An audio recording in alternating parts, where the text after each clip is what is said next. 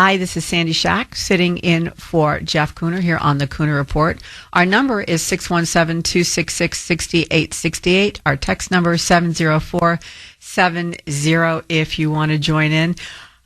There's a lot going on with the Pope recently, if you've noticed. Jeff talked a little bit about this last week as well. And I really think that it needs to be revisited because there was something that happened in the last 48 hours that I thought was pretty interesting. Now, Pope Leo's recent rhetoric, timing, selective engagement, meaning the issues that he picks to speak about, suggests that the Catholic Church is aligned with anti-Trump political narratives, and that perhaps Democrat-aligned media figures, politicians, operatives are glomming onto that alignment for political effect to aid their own political agenda.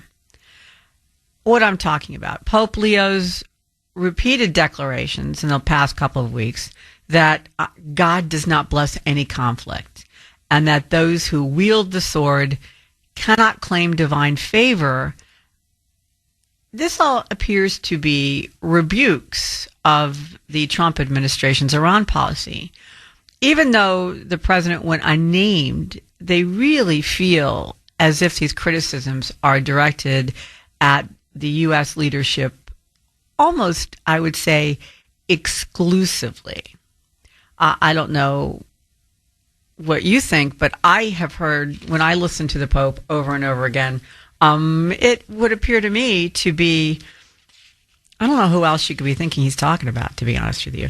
Here, I want to play for you a cut of the Pope on a plane. He's been doing a tour of African nations, and half his time is spent on a plane. So this is him on the plane, and this is one of the comments that he's made that really appear to be directed toward the Trump administration, and in particular, he actually referenced the president in this particular cut. Cut 20, please, Mike. The message of the gospel is very clear. Blessed are the peacemakers.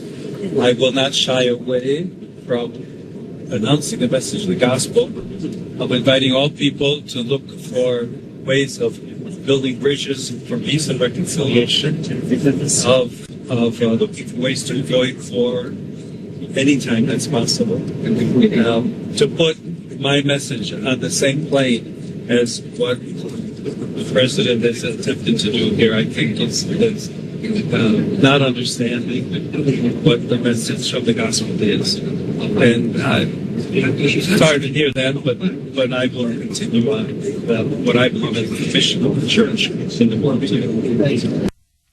So, and just in case, we didn't get the message, he said it in English, just to make sure everybody heard. And he also did a little bit of a disclaimer. I don't know if you'd call it a disclaimer, saying, hey, I'm not being political when I say this. Cut 20A. I do not look at my role as being politician. I don't want to get into a debate with him. I don't think that the message of the gospel is meant to be abused in the way that some people are doing. And I will continue to speak out loudly against war, looking to promote peace, promoting dialogue in multilateral relationships among the states, to look for just solutions to problems. Too many people are suffering in the world today. Too many innocent people are being killed. And I think someone has to stand up and say, there's a better way to do this. I don't think your role is political either. But this sounds a lot like the things that the Pope is saying on the plane sound a lot like the non-intervention rhetoric of the left, doesn't it? I mean, am I imagining that? I have not heard Pope Leo go after any other global leaders using a religious justification for criticizing what they're doing. Have you? I mean, am I missing one? Let me know if I have. I mean, then I'm completely mistaken, but I haven't heard it. And if the Pope is not being political here, why do his comments track so precisely with Democrat messaging? And it's not just the war in Iran, by the way. Pope Leo has been critical of a number of Trump administration issues, a number of issues that the Republican Party stands behind. For instance, he is effectively opposed to the wall on America's southern border and does not believe that the U.S. has a right to control immigration. And I point out, by the way, that the Vatican has been a walled city since 1850. And I don't see the Pope trying to tear that down. I mean, has he made any efforts to take down the walled city around the Vatican? I don't believe he has.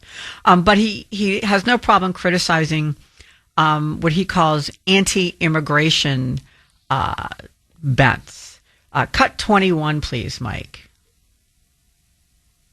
I know that in Europe there are many times fears that are present but oftentimes generated by people who are against immigration and trying to keep out people who may be from another country, another religion, another race. And in that sense, I would say that we all need to work together. One of the values of this trip is precisely to raise the world's attention to the possibility that dialogue and friendship between Muslims and Christians is possible. So in that particular cut, he is slamming both immigration and the conflict with Iran, the fact that there's a conflict with Iran. And then he says this, cut 21A. I think one of the great lessons that Lebanon can teach to the world is precisely showing a land where Islam, Christianity are both present and are respected, and that there is a possibility to live together, to be friends.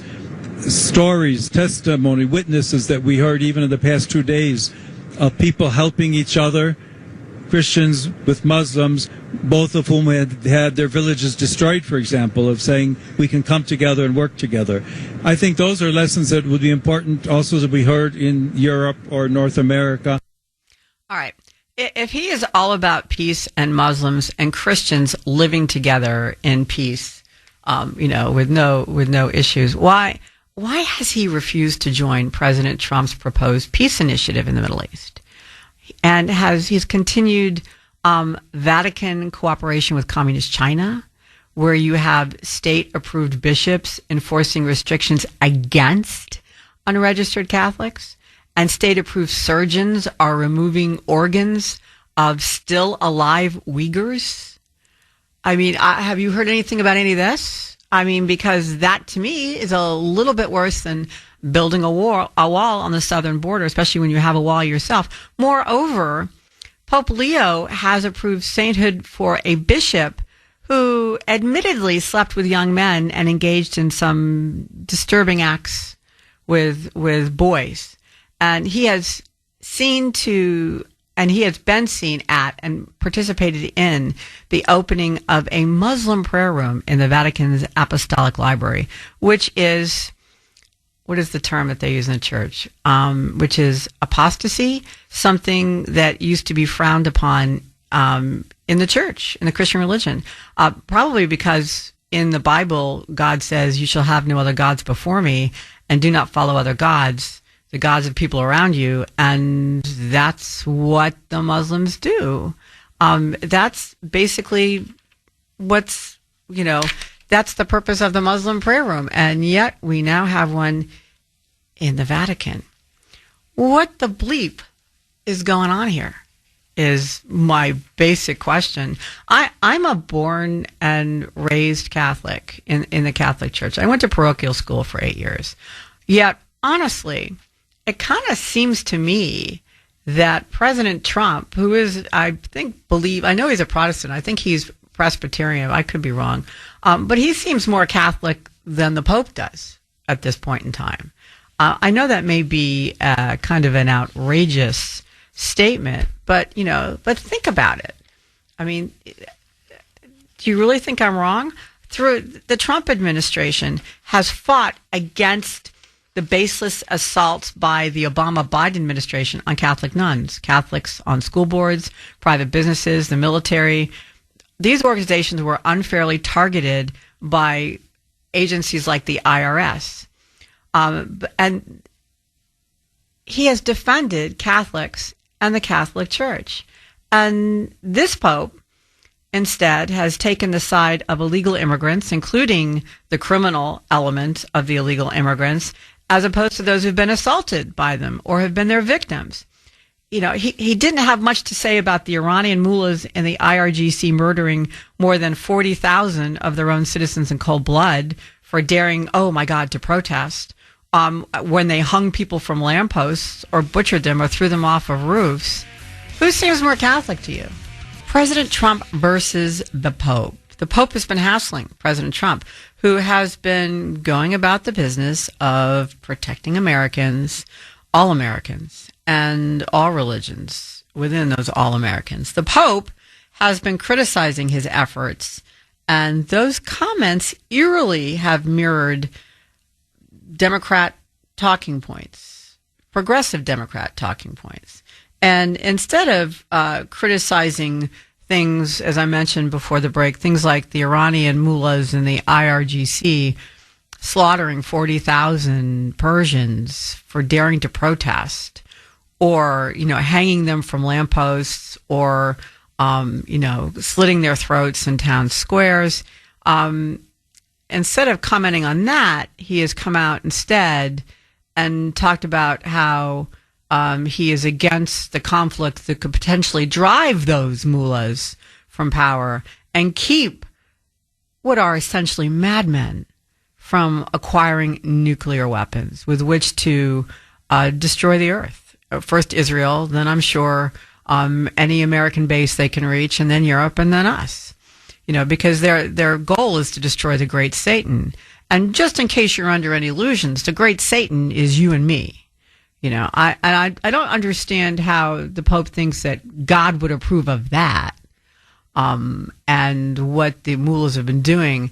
But he's been a mosquito buzzing around. Well, that's too little. He's the head of the church, so one of the biggest churches on the face of the earth. So he's a lot more than a mosquito. But he's biting away at President Trump instead of the people who want to destroy the rest of this. And you know what? Really, I couldn't believe he's on this tour of Africa, and he has had nothing to really say about the ongoing genocide of Christians in Nigeria by Islamists. He hasn't talked about, you know, what happened over Easter weekend, where dozens and dozens of children, men and women, were slaughtered while celebrating Mass. You know, they were slaughtered by Mohammedans in various Christian communities and churches on the holiest weekend of the year. And he's touring Africa, you know, the African continent. But you know who he left off his agenda? You know where he didn't go? Nigeria, where the slaughter occurred. He just, you know, no, I'm not going to go there.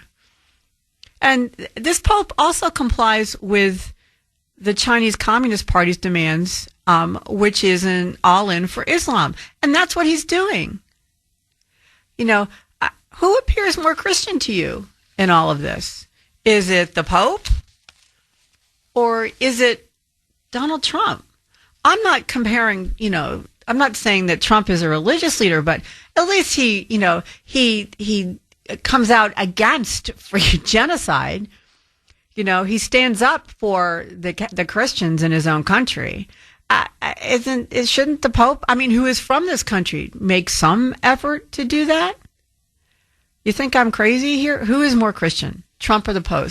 Mark in Medford, welcome to WRKO. How are you, Mark?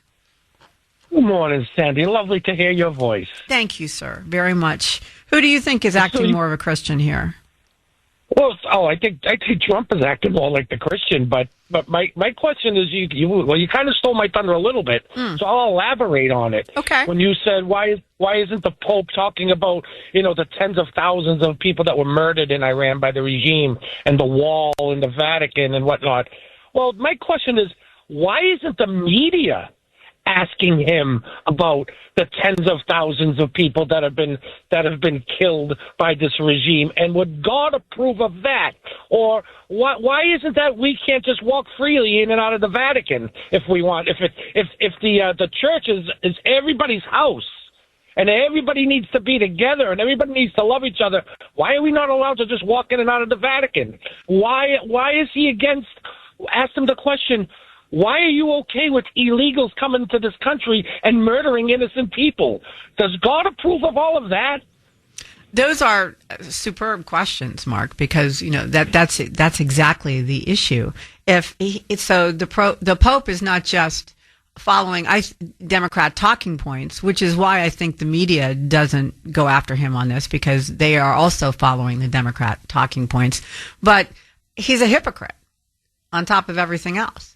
I mean, because not only is he only hassling those people that are politically advantageous for him to hassle, he's also, worrying people regarding things that he himself is guilty of, or for he himself has done nothing about. Just like you said, I mean, he's all against our southern border wall, but he's done nothing to take down. And he's been in office now I know some people may find it sacrilegious, but it's an office that he holds, a position that he holds within the Catholic Church.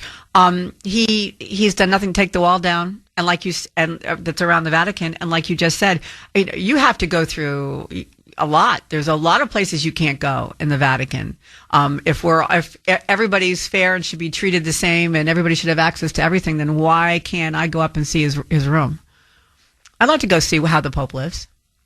And to that effect, by the way, I just want to point out that last week, when we were talking about this last week, a woman called in and said that the Pope got a salary.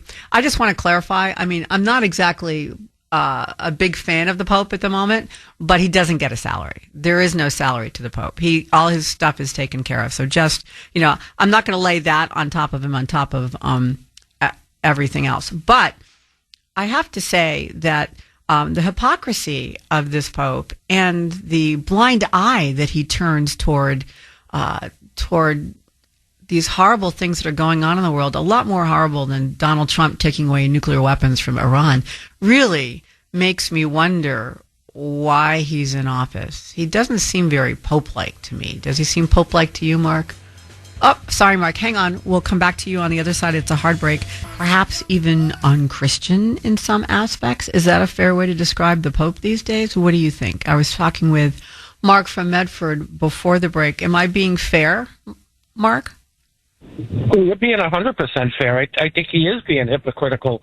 In my opinion on this, everything that we talked about, of what the questions that should be asked of the Pope, I think, in my opinion, if they did ask the questions that we want to ask, they would probably edit it out and never show it anyway. Yeah, I think that's because they wouldn't like the answer. Well, I think that's what it comes down to. I mean, if I don't see any of those reporters on the plane with the Pope saying, to the pontiff, basically, Your Eminence, what do you have to say about the protesters that have been killed in Iran?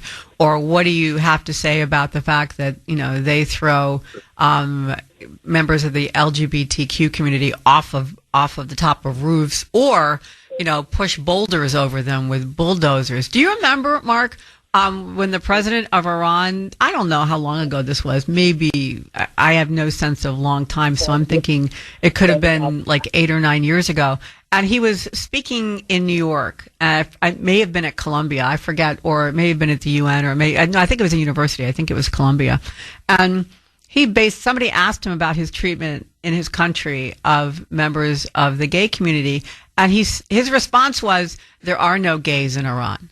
Seriously, that was his response. There are no gays in Iran. And that's sure, because you've killed them. So and has the Pope said anything about that? I've heard absolutely nothing. And the fact that he skipped Nigeria on his great African tour, the place where a genocide essentially was happening on Easter Sunday by the Muslim members of the community killing Catholics. And he said absolutely nothing, or very little if he said anything. So I find that, the fact that the press and he's traveling in a press gaggle on that plane. It's much like Air Force One, by the way. There's a whole cabin full of press that's behind where the Pope sits on the plane. He's got his own Air Force One traveling around the world. Okay. That's your job is defender of the faith is to, grow the church. That's what you're supposed to be doing.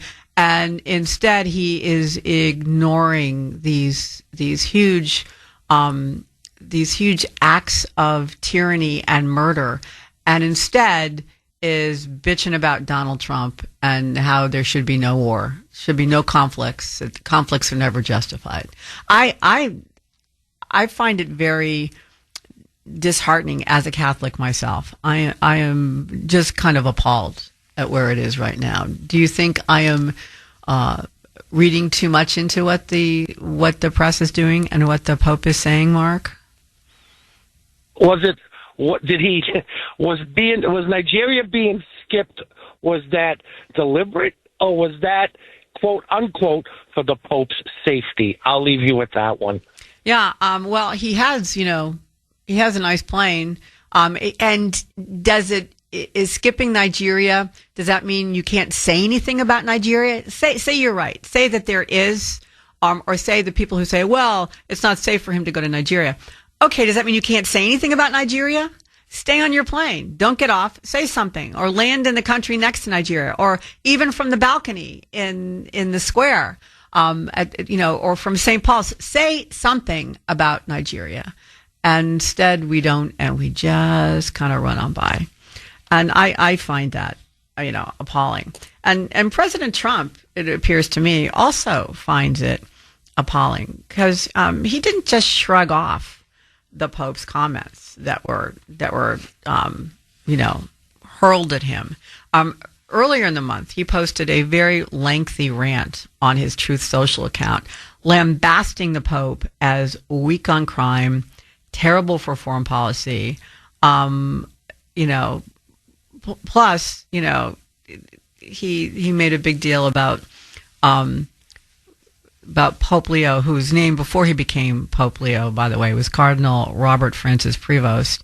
And I think Donald Trump last year took a lot of pats on the back for him becoming the first American Pope, which, you take with a grain of salt. It's kind of funny. That's just kind of what Donald Trump does. But he has, gone after what he views as an attack from the Post.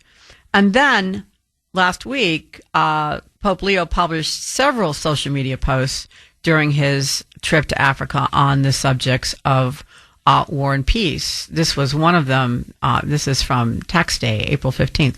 Let us reject the logic of violence and war and embrace peace founded on love and justice, an unarmed peace, not based on fear, threats, or weapons. This peace is disarming because it is capable of resolving conflicts, opening hearts, and generating trust, empathy, and hope. And so President Trump read that and said, excuse me, I'm sorry, are you criticizing my administration? And the Pope came back with, peace is everyone's responsibility, beginning with civil authorities. To govern means to love one's own country as well as neighboring countries. This commandment, love your neighbor as yourself, is equally applicable to international relations. So that sounds more and more like the Pope is saying, knock it off, leave Iran alone, don't you think? Or am I misreading that? And when he posted that, he shared a transcript of a speech that he delivered at the presidential palace in Cameroon, because he was there on that African tour, the one that skipped Nigeria, basically. And that's when he's talking about, in that particular speech, he's talking about, wielding the sword, or, you shouldn't be wielding the sword. But President Trump, was not really impressed by any of these tweets. And he went straight to the point when he was speaking to the press. Cut number 3, please, Mike. Says you owe Pope Leo an apology. Will you apologize? No, I don't, because Pope Leo said things that are wrong. He was very much against what I'm doing with regard to Iran, and you cannot have a nuclear Iran. Pope Leo would not be happy with the end result. You have hundreds of millions of people dead, and it's not going to happen. So I can't. I think he's very weak on crime and other things. So I'm not. I mean, he went public. I'm just responding to Pope Leo. That's true, isn't it? It's the Pope that started criticizing Trump. President Trump never went after Pope Leo until Pope Leo went after him. And he also responded to the criticisms about immigration. Cut 3A, please. And, his brother is a big MAGA person, and he's a great guy, Louis. And I said I like Louis better than I like the Pope. Now, you have to have law and order in our country, and that's what we have now. We have the lowest crime numbers we've had in a long time, despite the fact that many criminals were allowed into our country. Yeah, so to be honest with you, I think I'm liking Brother Leo or Louis, whatever his name is, more too than the Pope. What about you? Who's your favorite member of the Provost family at this point in time? It's not the Pope for me, but I think President Trump he's always been reactive, right? He always responds. If you treat him well, he responds well. If you go after him, he will go after you. That's just what he's always done. And the Pope knew that. I mean, could the Pope be the only person on the face of the earth who didn't know that? So it seems to me like the Pope was looking for a confrontation with Donald Trump, was looking for a way to call Donald Trump's moral values into question. And to me, he did this in statements that made him, the Pope, appear to be unchristian, one, and two, hypocritical. So I think it kind of backfired on the Pope. What do you think? Dave in Pennsylvania, welcome to WRKO. How are you, Dave? Good morning, Sandy. How you doing? You and Mike are doing a great job tagging up, filling in for Jeff. Thank you, sir. So do you think that Donald Trump might be more of a Christian than the Pope is at this point in time? Yeah, because, Sandy, isn't it funny? And I told Mike as I called in, I don't call him David Axelrod. I call him David Axelfraud for obvious reasons. And you can call me Dave, Sandy. Sir, I appreciate the respect. I love that. But Dave is cool because I'm no better than the next guy. But anyways, long story short, Sandy, it's funny that all this came out all of a sudden after it was reported, even in some of the liberal media, got to give him a little street cred, that the Pope met with David Axelrod, Obama's consigliere, like Jeff calls him. And after this comes out, it all comes out. It seems too convenient, Sandy. It does seem oddly prescient, don't you think, that it all happens at the same time? And just as we're getting to midterms, or as we're building up to the midterms, as we're getting into an election cycle, and what the Pope is saying is very weirdly right along line with the memos that seem to be having been sent out by the Democratic Party to supportive media and to members of the party who are getting up to make floor speeches or do interviews. I've noticed a certain parallel track going. Have you? Yes, and also, if I could add on, I'm going to pile on the Pope, too. And again, if you're Catholic, no offense, you can still have issues with the leader of a church and still respect the faith and all that. My issue is, Sandy, is that... Oh, Dave, you're going to have to stay right there because we're up against a break. Hang on, I'll come back to you on the other side, and we'll find out what Dave's issue is. We're talking about how the Pope has been using his sizable pulpit to go after President Trump's efforts to end the terrorist-supporting regime in Iran and their attempts to build nuclear weapons, among other things, while ignoring, wholesale murder by that same regime and genocide by others as well. Who appears more Christian to you? Is it President Trump or is it the Pope? And before we went into the break, we were talking to Dave in Pennsylvania. And Dave, you were just about to tell us what your issue was. Yes, Sandy, good morning again. My whole issue with the Pope is, he met with David Axelrod, Obama's consigliere, like Jeff was saying, and also the fact that, going after President Trump. But it's funny, he won't go after the mullahs in Iran for killing their own people, and to correct the record, Iranians are mainly Persian, hence the title Persian Gulf. And they're the ones that make the beautiful rugs. And, when I was in Kuwait, I bought a few of them rugs from Iranian dissidents, and they're beautiful people. They don't want to be under the scourge of these ayatollahs and the mullahs under that regime since 79. They've been under there for most of my life. I was 10 years old when they took over in Iran. Yeah, it's 1979. Yeah, it was a very long time ago when they forced the Shah, Reza Pahlavi, out of off his throne and took over. It's surprising to me that they've lasted this long. I mean, it just shows, given how cruel they are and how absolute they are, but it kind of shows you their ability to instill fear in people. I think it just comes from their absolute cruelty, Dave. I mean, it's no holds barred. They think nothing of butchering somebody in a town square to prove a point, and they don't exactly uphold standards of justice the way we do. I guess that's why they've lasted so long, is the reason why they killed 40,000 protesters. You protest, you die. Simple as that. So I don't think that in supporting Iran or not supporting the president in taking away nuclear weapons and their ability to wage war on the rest of the world is really the best stand for the head of the Catholic Church. I find that I find a disconnect there, don't you? Yeah, and to emphasize the point you made, they're killing X amount of their own people. You don't hear the Pope say, you hear him as silent as a dormouse. If I could use that analogy. And just one more point, Sandy, and I'll go, because I know you got other callers. And like I said, you and Mike are doing a great job filling in for Jeff. I hope he's having a good vacation. Is the fact that, it's kind of funny, we're judged by the friends we keep. It's funny that the Ayatollahs, who are supposedly some super religion and faith, why are they friends with communist China for? Why are they friends with Russia? If they're judged by the friends they keep, they're right along their bedside buddies. Yeah, no, I think that's right. I think that's another, and to that point too, Dave, and also pointing out more, and I mentioned it earlier, the hypocrisy of the Pope. He said nothing about the Uyghurs, who are Christians in China, being tortured by this particular Chinese government. He says nothing about that. Yet, Donald Trump wants to take away a nuclear weapon. And not only that, the way Donald Trump has waged his conflict with Iran, he keeps saying, okay, give up the nuclear weapons and we're good. We're not going to do anything. No. Okay. And then Donald Trump, gives them notice when he's going to do things so they can protect civilians. But do they protect civilians? No.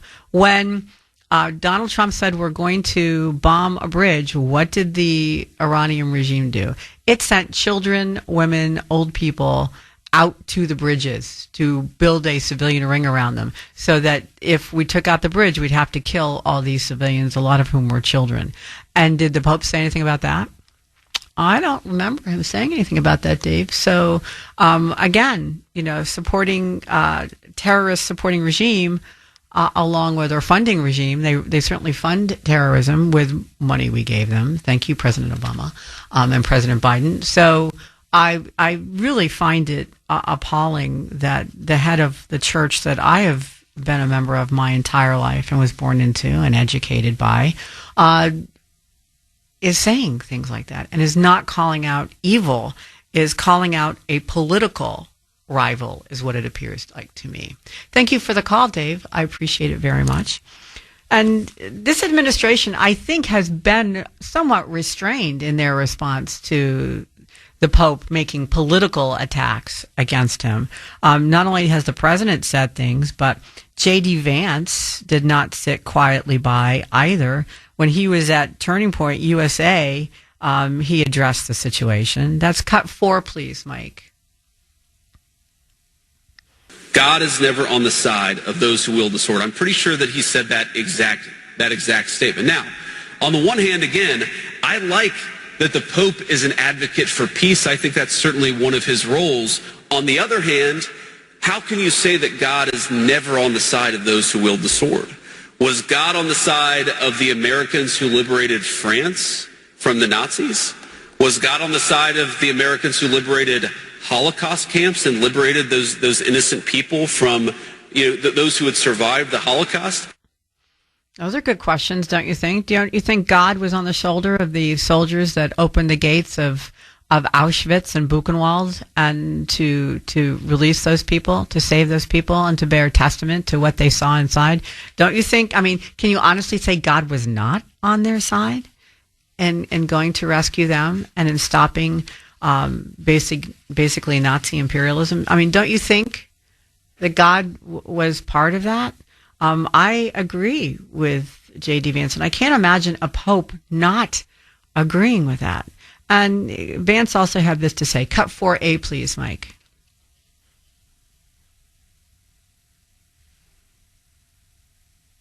Mike? Cut 4A, please. When the Pope says that God is never on the side of those who wield the sword, there is more than a 1,000-year tradition of just war theory. Okay? Now, we can, of course, have disagreements about whether this or that conflict is just, but I think that it's important, in the same way that it's important for the Vice President of the United States to be careful when I talk about matters of public policy. I think it's very, very important for the Pope to be careful when he talks about matters of theology. Now, what, JD, do you agree with him? By the way, what he's talking about is a 1,000-year just war tradition, which allows defensive war under certain moral constraints. And that would include, World War II and genocide prevention. And Pope Leo's comments ignore that and suggest that, all military action is morally illegitimate. And that actually, in itself, I guess the only word I can think of is delegitimizes Catholic history. Pope Francis started down this same road, the last pope that we had before Leo. He was also a very progressive pope, and he in his writings said that we can no longer think of war as a solution because its risks are always greater than its benefits. And so therefore, it's very difficult to invoke a rational criteria, is what he was saying, in regard to the just war tradition. And he said very specifically, no more war. We should never have war again. And I think Pope Francis was right in the respect that too many people attempt to justify aggression as justice. But that doesn't mean that the need for justice while using force in every instance should, or I'm not wording that correctly, but that doesn't mean that there aren't times when justice requires the facility of war, needs the facility of a military response. There are times when you cannot get it any other way. And saying never again war is great, is a great thing to strive for. But the problem that you have is not everybody is on board with that.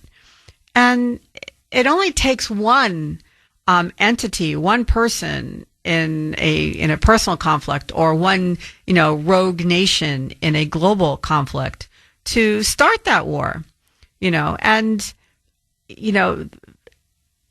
while war has evolved over the eons, and it's changed a lot since, Aquinas and Augustine wrote about war.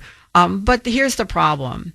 There are still greedy nations, malicious nations, and sometimes justice requires a military response to those nations, even if there is collateral damage and destruction, because the threat by that malicious or rogue nation is so great that so many more people will be hurt if nothing is done.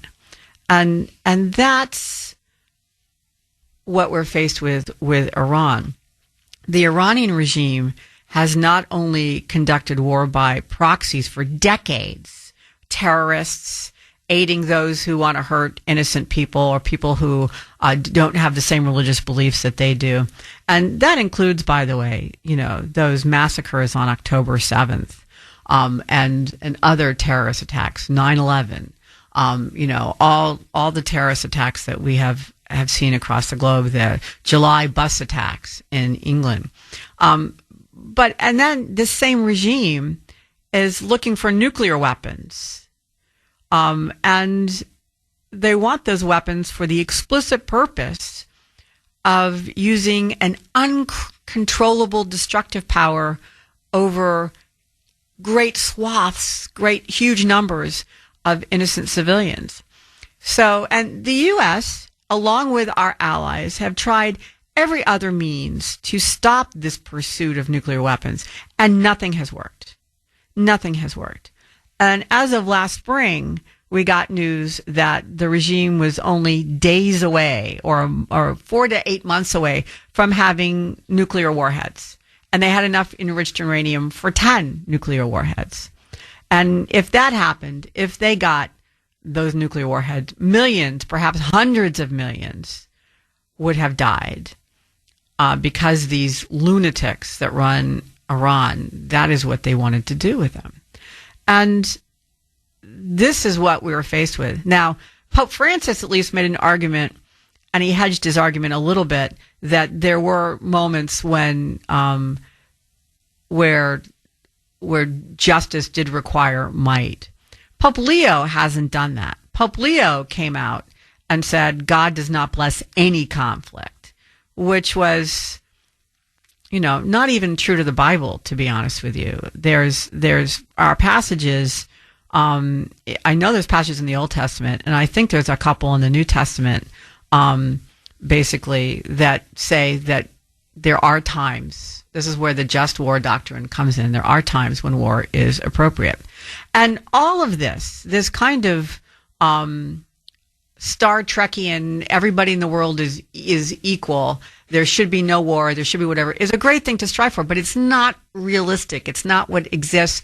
And the Catholic Church prior to Francis and Leo recognized that it was not realistic, and we have to live in the real world. And I think this dichotomy between what the church has stood for and what this Pope is saying is what prompted Donald Trump to lash out personally against the Pope and to respond to the Pope.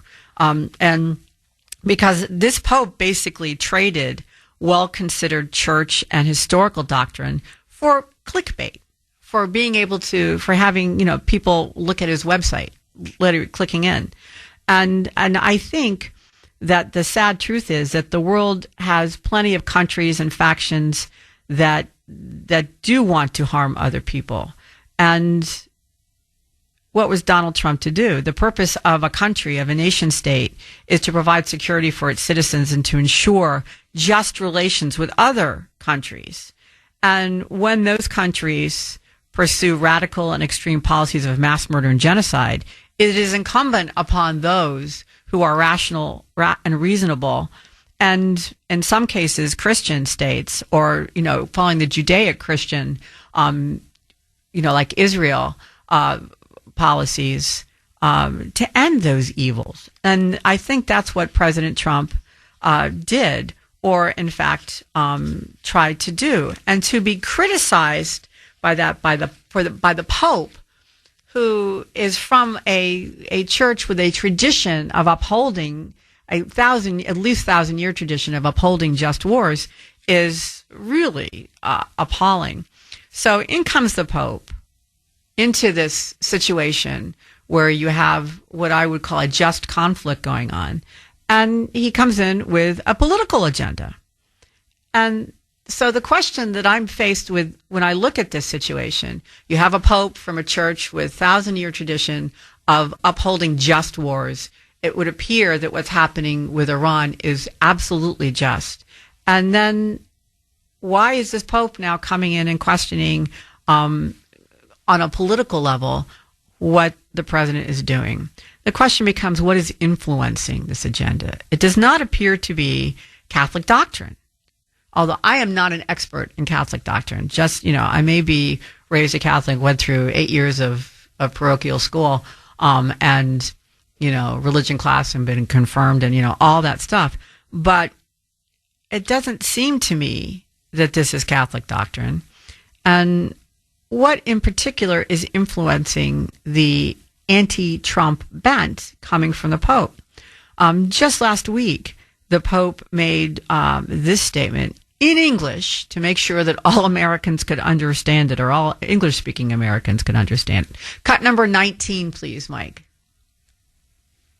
The world is being ravaged by a handful of tyrants. It is held together by a multitude of supportive brothers and sisters. The masters of war pretend not to know that it takes only a moment to destroy. Yet often, a lifetime is often not enough to rebuild.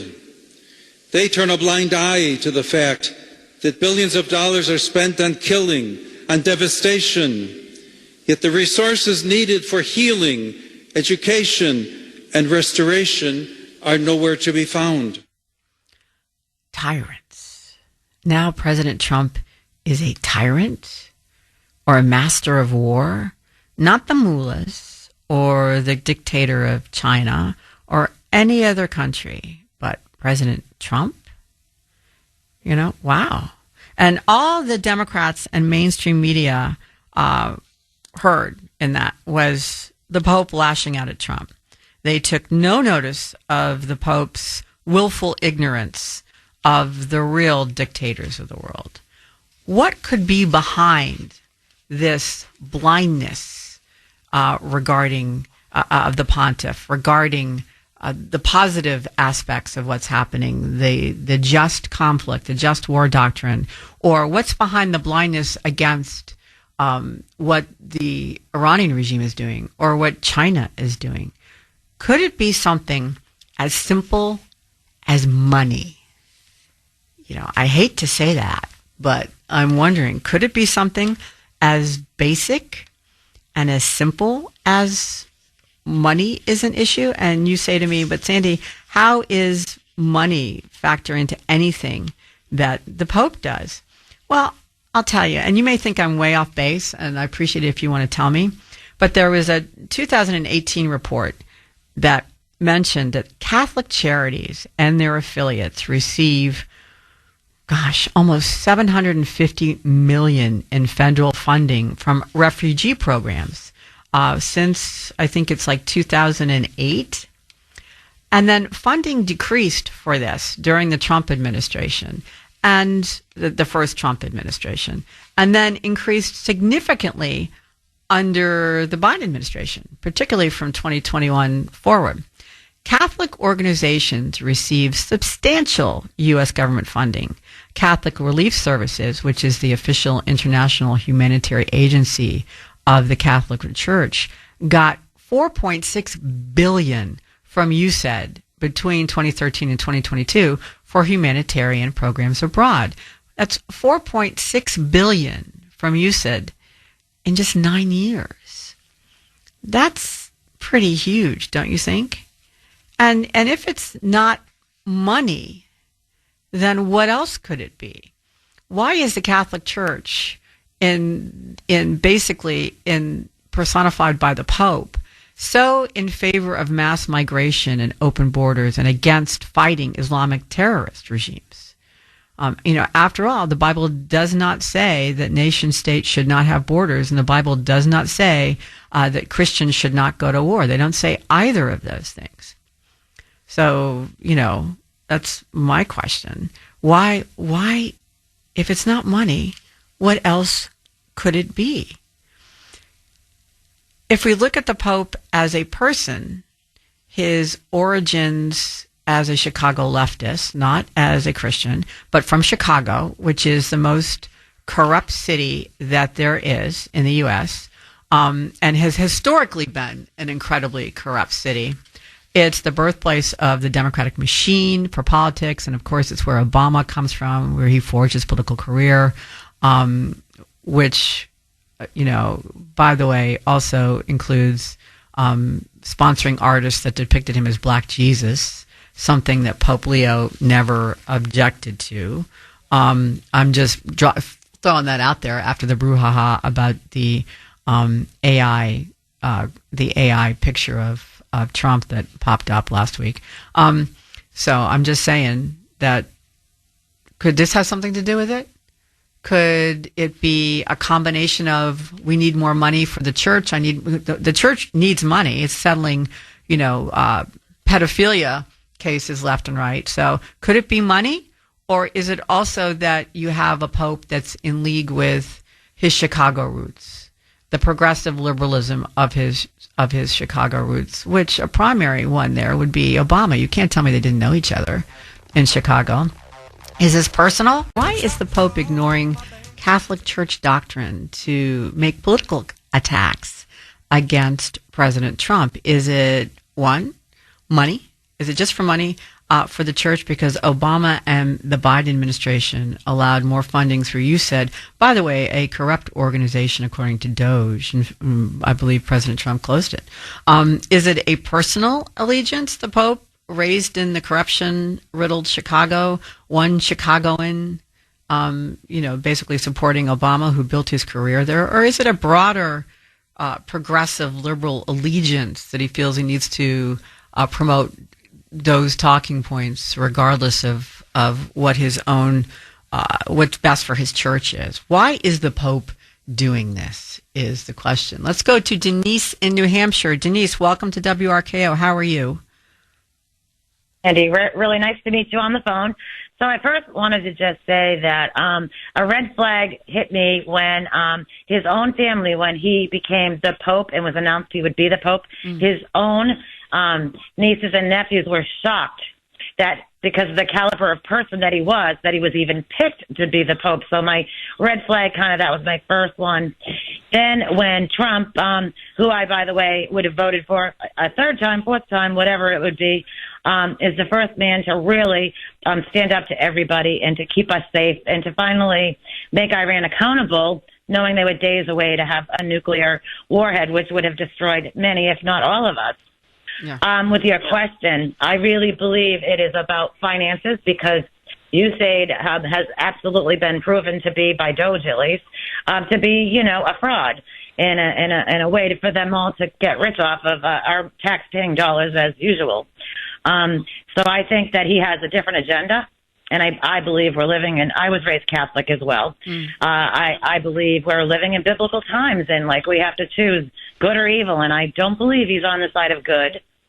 I actually have a lot of clients all over the nation that are Muslims, that are good Muslims, that do not like the Iranian regime. And they were protesting in L.A., thousands of them, and very excited that Trump finally was making them accountable and trying to stop the genocide that they've been doing all of these last 47 years. Yeah. So, and also, I'm sorry, I didn't mean to interrupt. Go ahead. And the other thing is Washington, D.C. now is doing verses right out of the Bible. I would say God is very much part of Trump's mission, and he's very religious and believes in God and the Christian and good religions. And he's been really somebody that gets along with everybody as long as they don't do things to harm us. So that's my take on it. Well, I agree with you about President Trump. I don't know if he was always religious, but he certainly saw divine intervention in what happened at Butler. And he has put that out there point blank and said he realized that he was saved for a reason, and that this was the reason to rebuild the country and to protect the world at this point against the madmen that were in Iran. Because I can picture no other president doing what he has done. Like you, I also have friends whose families were originally from Tehran, who are Persian, and were forced to flee. And those people that I know who I've spoken with are thrilled. They're not happy about the destruction that's happening in Iran, but they are thrilled that there is an end to sight in regard to this regime, which has been murdering people for decades. And it's very ironic because one of the in Iran, according to people that I've spoken to are from there, that one of the reasons why the revolution happened in 1979 to begin with was because the imperial secret police there, the ones that worked for the Shah, had gotten a little, far afield and were absolute power corrupts absolutely, and you had some atrocities going on in regard to what the secret police were doing and trying to keep. But I think that was in response to the imams or the mullahs trying to gain power. And so there was a bit of a pushback against that. And that's why the revolution occurred. They had no idea what they were bringing in. They thought they were bringing in enlightenment, and instead they brought in even a more draconian regime that created even more pain and more took away more rights and was just horrific. And so, they were working at a democratic monarchy and hadn't quite got there when the revolution occurred. And hopefully they'll get a chance to go back to it again. But so those protesters in LA, God bless them. It's a dangerous business to protest these days. But not as dangerous as it would be if we were in Iran. In Iran, they just shoot you. Here, they may arrest you, or you'll get bricks thrown at you by people who think that only their opinion matters.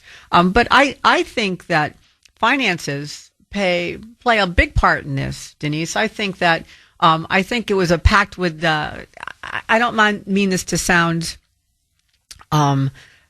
light. I don't mean it that way. But it's almost like a pact with the devil that the church has made with the progressive left in order to get money, because the church, even though it's the wealthiest organization on the face of the earth, or one of the, if not the, I'm pretty sure it's the, it was losing a lot of its money through having to, because they hid pedophiles for years, because that didn't fit with the Catholic mantra. And they lost a lot of trust, they lost a lot of donations, and a lot of the faithful lost faith with the church because of that.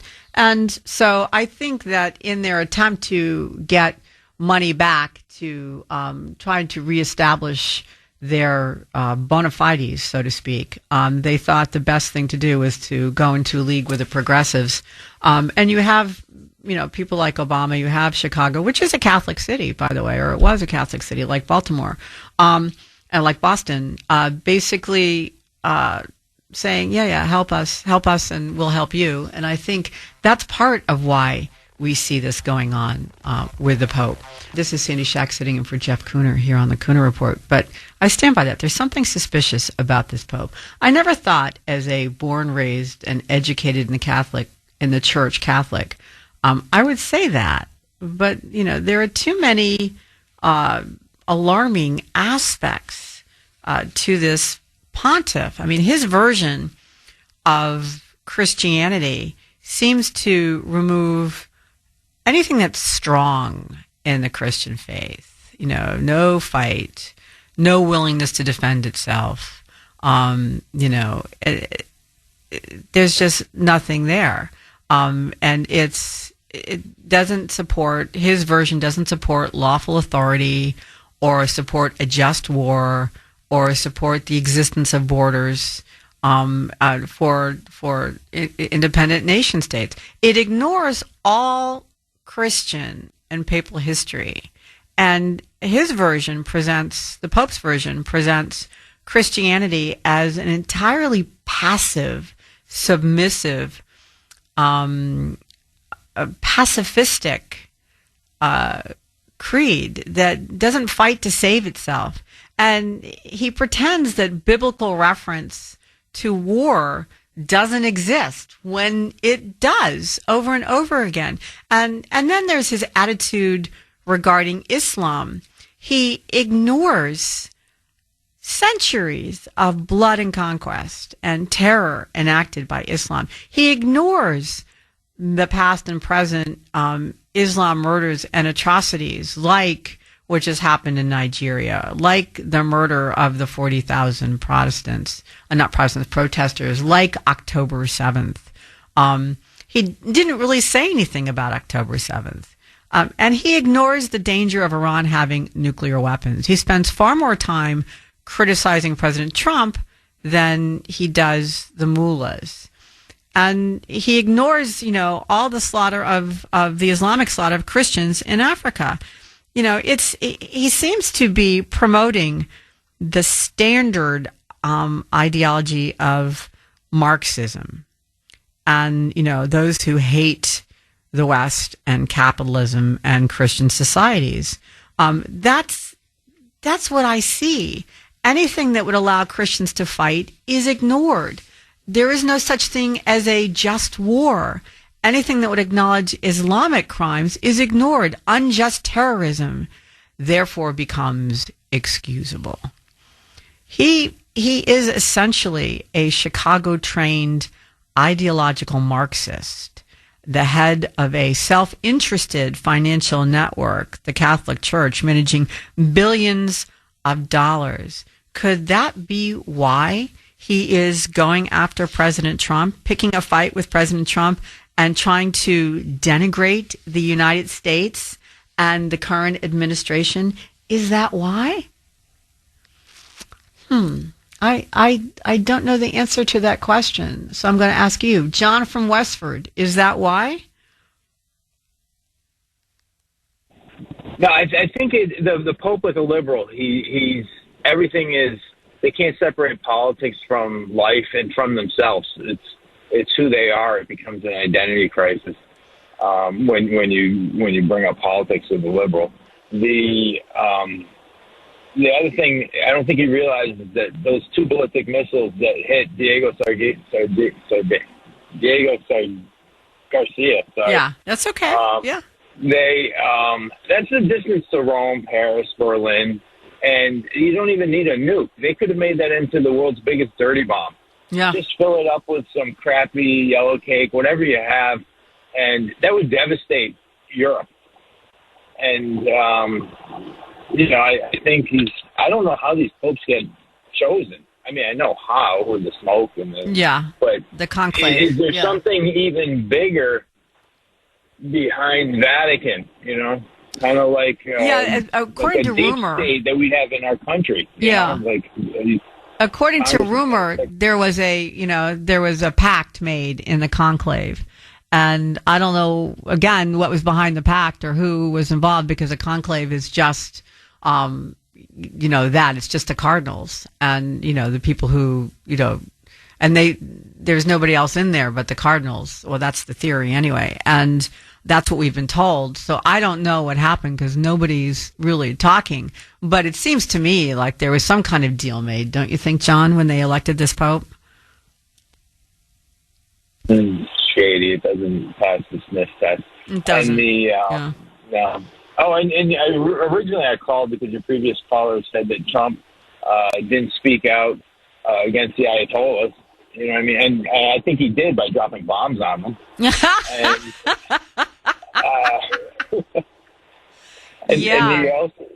also confused the Ayatollahs, calling them with Persians.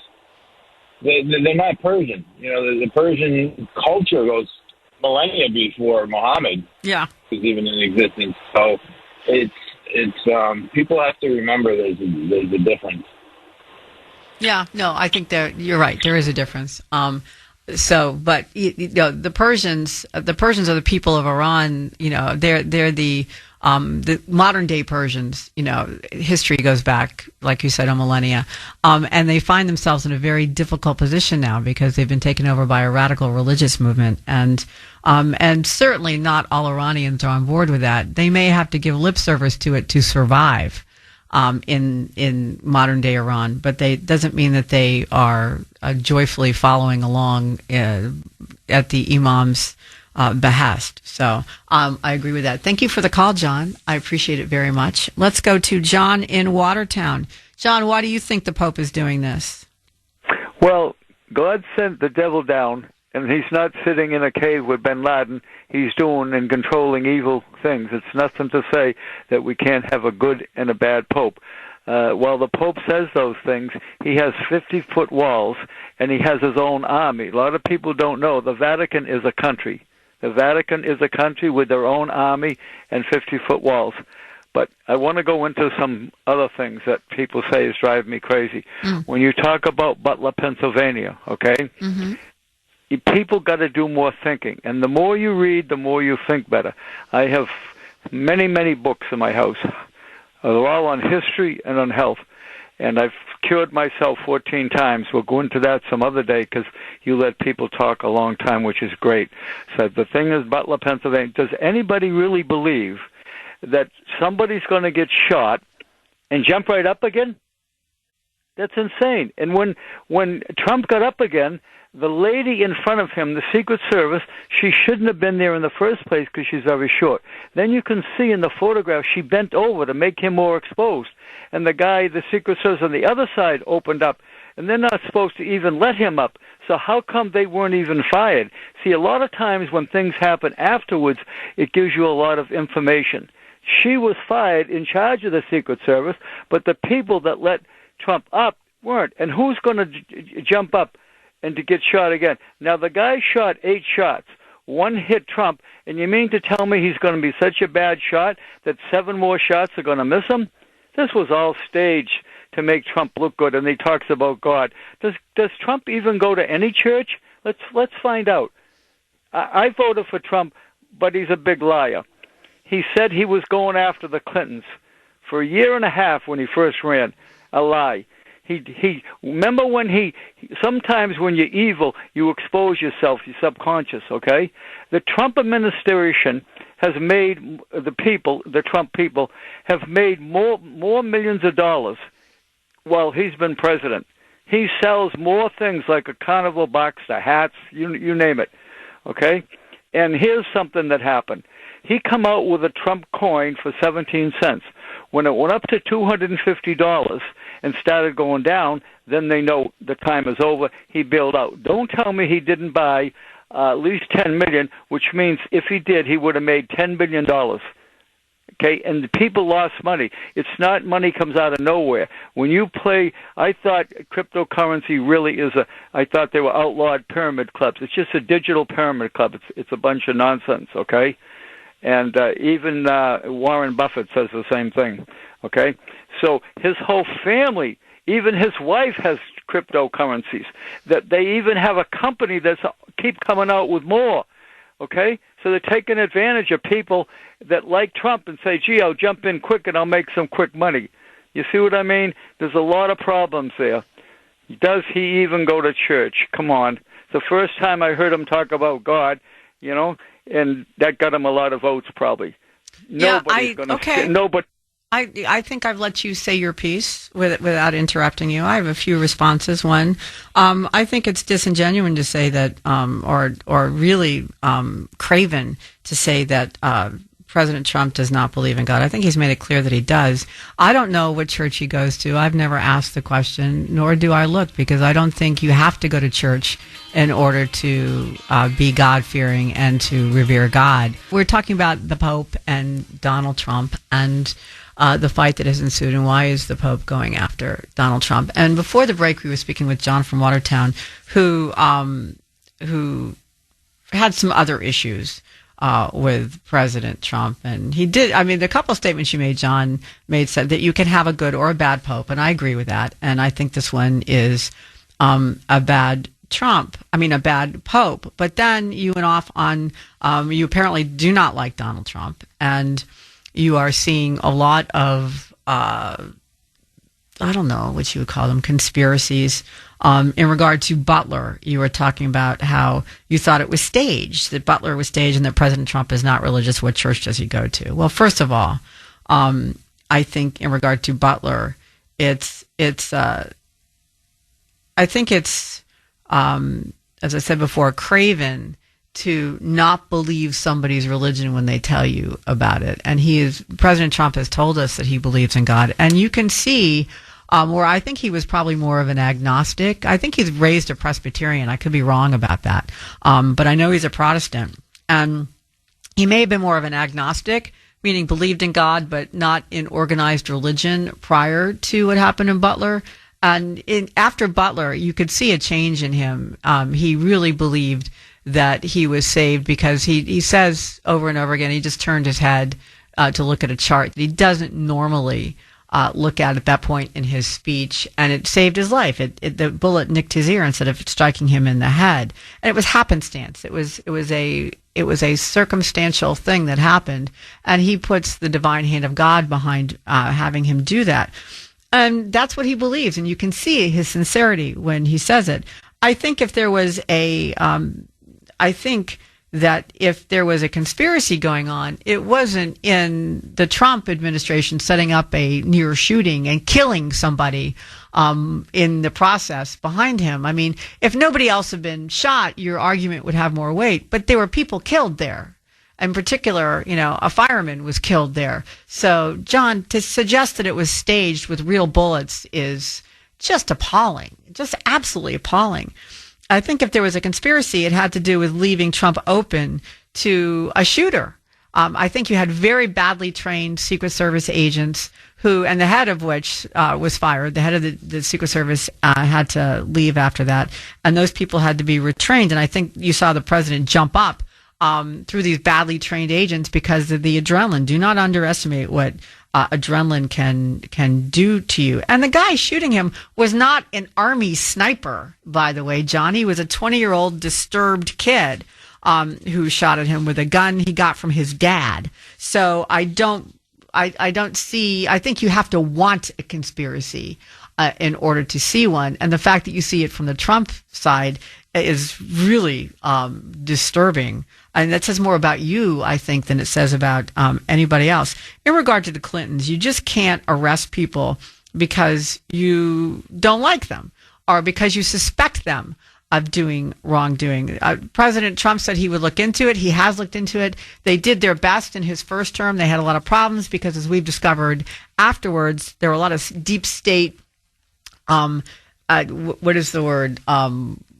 acolytes helping him, in fact, helping the Clintons avoid any appearance of impropriety, and there were issues with evidence. But they've gotten closer to that now. He hasn't given up. The Clintons were forced to give a deposition, and there are certainly issues of perjury that might be brought against them. So he hasn't given up on the Clintons. In regard to crypto, I'm just saying, crypto is considered a high tolerance investment. It's unsuitable for what you would call essential funds, things you need to live off of.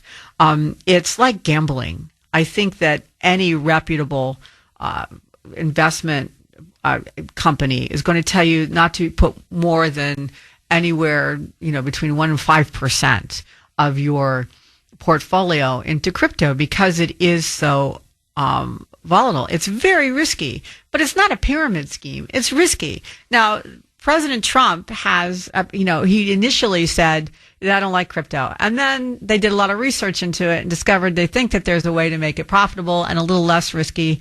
And so, involved with the World Liberty Financial Group and some others, they issued the meme coins, and they've done very well with crypto. Nobody's making you buy meme coins, and nobody's making you invest in things that the Trump organization holds. The reason why they attract a lot of investors is because they have a really good track record. And I think they've been able to do a good return for the people who invest in them or who invest with them. And so I think that's what's happening. And by the way, that's not the president doing that. That is his company doing that. That is his children doing that. Are they supposed to not work while he's in office? Because if that's the case, then you got to stop, Chelsea Clinton from going around working and her family, and you got to stop the Obama girls from doing anything, and you got to stop the Bushes. They should quit. I mean, did any of them quit when their parents were in the White House? No, because you can't do that to their families. So I don't think there's a pyramid scheme going on there. There's a risky investment, and it's up to you whether you want to make it or not. Nobody says you have to.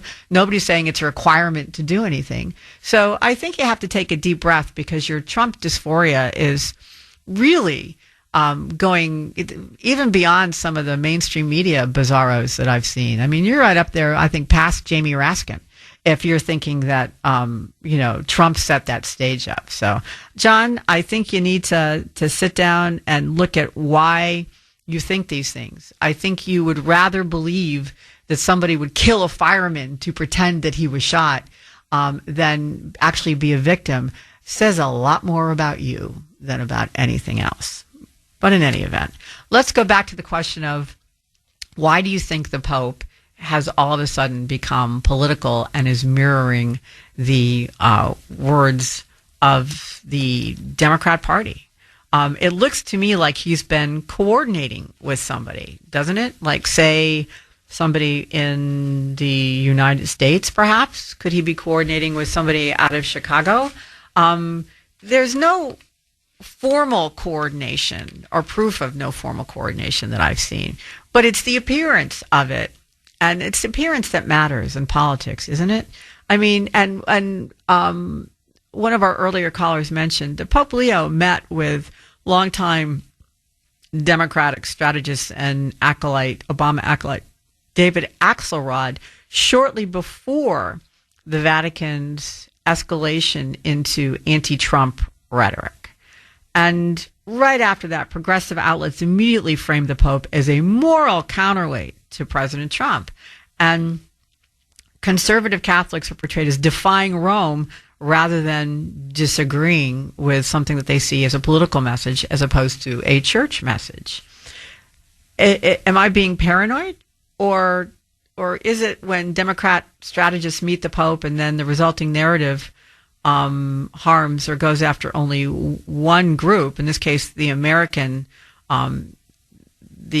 conservative American constituency? Is it reasonable to be skeptic of what I see going on? Or am I just like John in Watertown, grasping at straws there? What do you think, Eddie in Maine? Eddie? Hello? Hi. So what do you think, Eddie? I just called to ask you a question. I feel that the Pope sold out the Catholic Church to the Muslims and to the Democrat Party because he set up a prayer rug in the Vatican that the Muslims can go there and pray with no worry whatsoever. I'd like to see you Holly Rollers go over there to the Middle East to the head mosque where they walk in circles and shake your rosary. Tell them the Pope sent you. See how far you get. And one other question. During World War II, when they were pushing all these people into the gas chambers and they put the poison in and they opened the door, there wasn't one person alive. Where the heck was God? Millions and millions of people killed. Where is it? Was he sleeping on the job? I'm just asking you. Yeah, I don't know the answer to the question, Eddie. I mean, to me it's a rhetorical question because I don't know the answer. Do you? Me? Yeah. I don't either. I asked a question to a priest. You know what the priest told me? What? His honest answer? He says, because they were Jews. That's what he told me. I was a 15-year-old boy. He was questioning my beliefs. I'm not a believer, and I'm not a devil worshiper. I just think I don't believe in it. I'm sorry. You know what I mean? I still don't. I'm 74 years old. I still don't believe in it today. I think it's all from the dark ages, and you people should start, I'm going to go in another direction or something because I just don't believe in it. I'm sorry. Okay. That's up to you, Eddie. I appreciate that, and I appreciate your perspective and your point of view. Thank you for calling. I appreciate it very much. But I do want to respond to what you were talking about, the Muslims, and regard to Pope Leo putting a prayer rug into the Vatican. He's done more than that. He recently visited the Mosque of Algiers, where he removed his shoes, stood in silent reflection before the the mihrab, and expressed gratitude for being in a place that represents the space proper to God. And many people say it's a harmless gesture of goodwill, him doing that, but I don't think that it is a harmless gesture of goodwill. I think it's a deeply consequential moment, and it raised, for me, serious questions about how the highest office in the Catholic Church is choosing to represent Christians in a public square, because it wasn't simply about respect. And I don't think anybody thinks that we shouldn't have, basic courtesy towards any other religious group, and that obviously includes Muslims.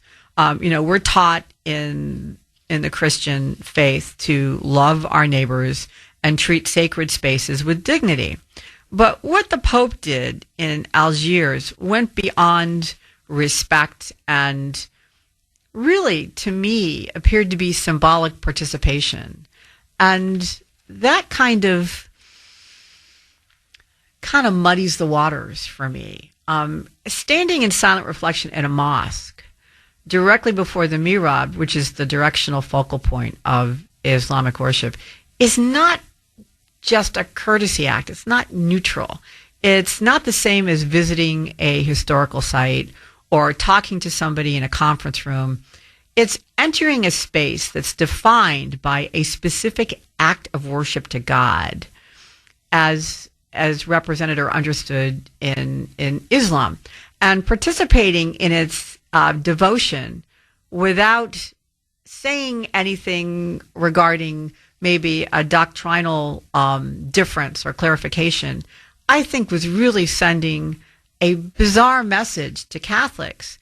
When the Pope describes the mosque as a space proper to God, proper to which understanding of God? Christianity and Islam do not simply differ in the language that they use. They differ in foundational elements about who God is, how he's known, how he's revealed himself.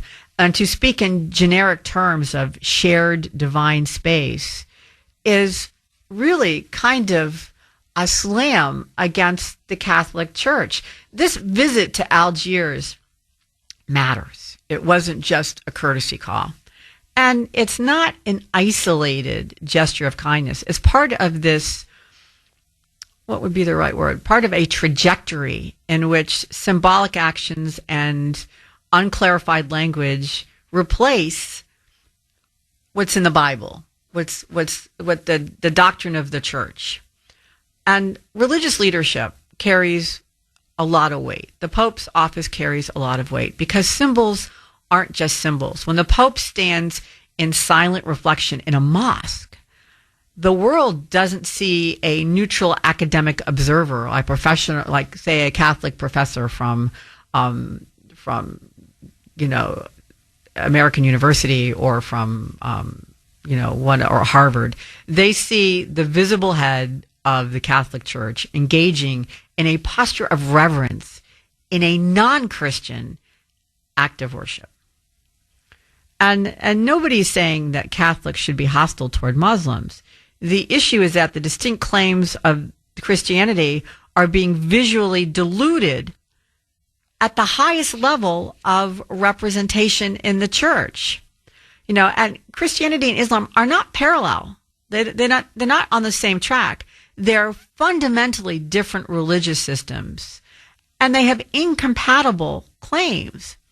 Christianity declares Jesus to be the eternal Son of God, not just a messenger, but is God incarnate. It's not a symbolic title. It is the very center of Christian faith. Jesus is worshipped, not merely respected. He is understood as God in the flesh. Islam denies this. To Islam, Jesus is honored as a prophet, but he's not divine. And this is not a little difference. This is the single most important dividing line between the two faiths. Jesus is not divine. Christianity collapses that into something that we don't even know what it is. Then you have the fact that Christianity is built on the crucifixion and resurrection of Jesus Christ. The cross is this is not optional. This is the foundation of how we have salvation. So without the crucifixion and the resurrection, there's no Christian gospel. There's no Christian faith. Islam rejects the Christian understanding of the crucifixion. They teach that Jesus was not crucified the way the Christians believe, and therefore the entire redemption, atonement, resurrection does not exist. Now, that alone should make the two faiths incompatible. Then Christianity teaches that God is one being in three persons. You've got the Trinity, the Holy Trinity, Father, Son, and Holy Spirit. That's a relational unity within the divine nature of God. That's what we're taught in the Catholic Church. Islam says, rejects that entirely. God is absolutely singular, indivisible, and without any internal relationships with other entities. There's no Trinity. And then Christianity teaches you can have salvation through faith, and that you can earn a reconciliation.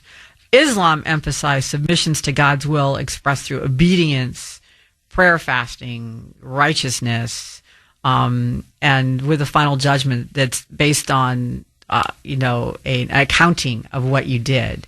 And there is no mechanism of salvation. There basically is grace versus merit. And then Christianity holds that God and the New Testament bearing witness to him is a culmination of God's word. And the Islam teaches that it's the Quran is the final, perfect, and unaltered revelation. So what the Pope did basically is blurred the essential distinctions and create mass confusion. And the issue isn't that he visited a mosque; it's how he did it, what he said, and what he didn't say.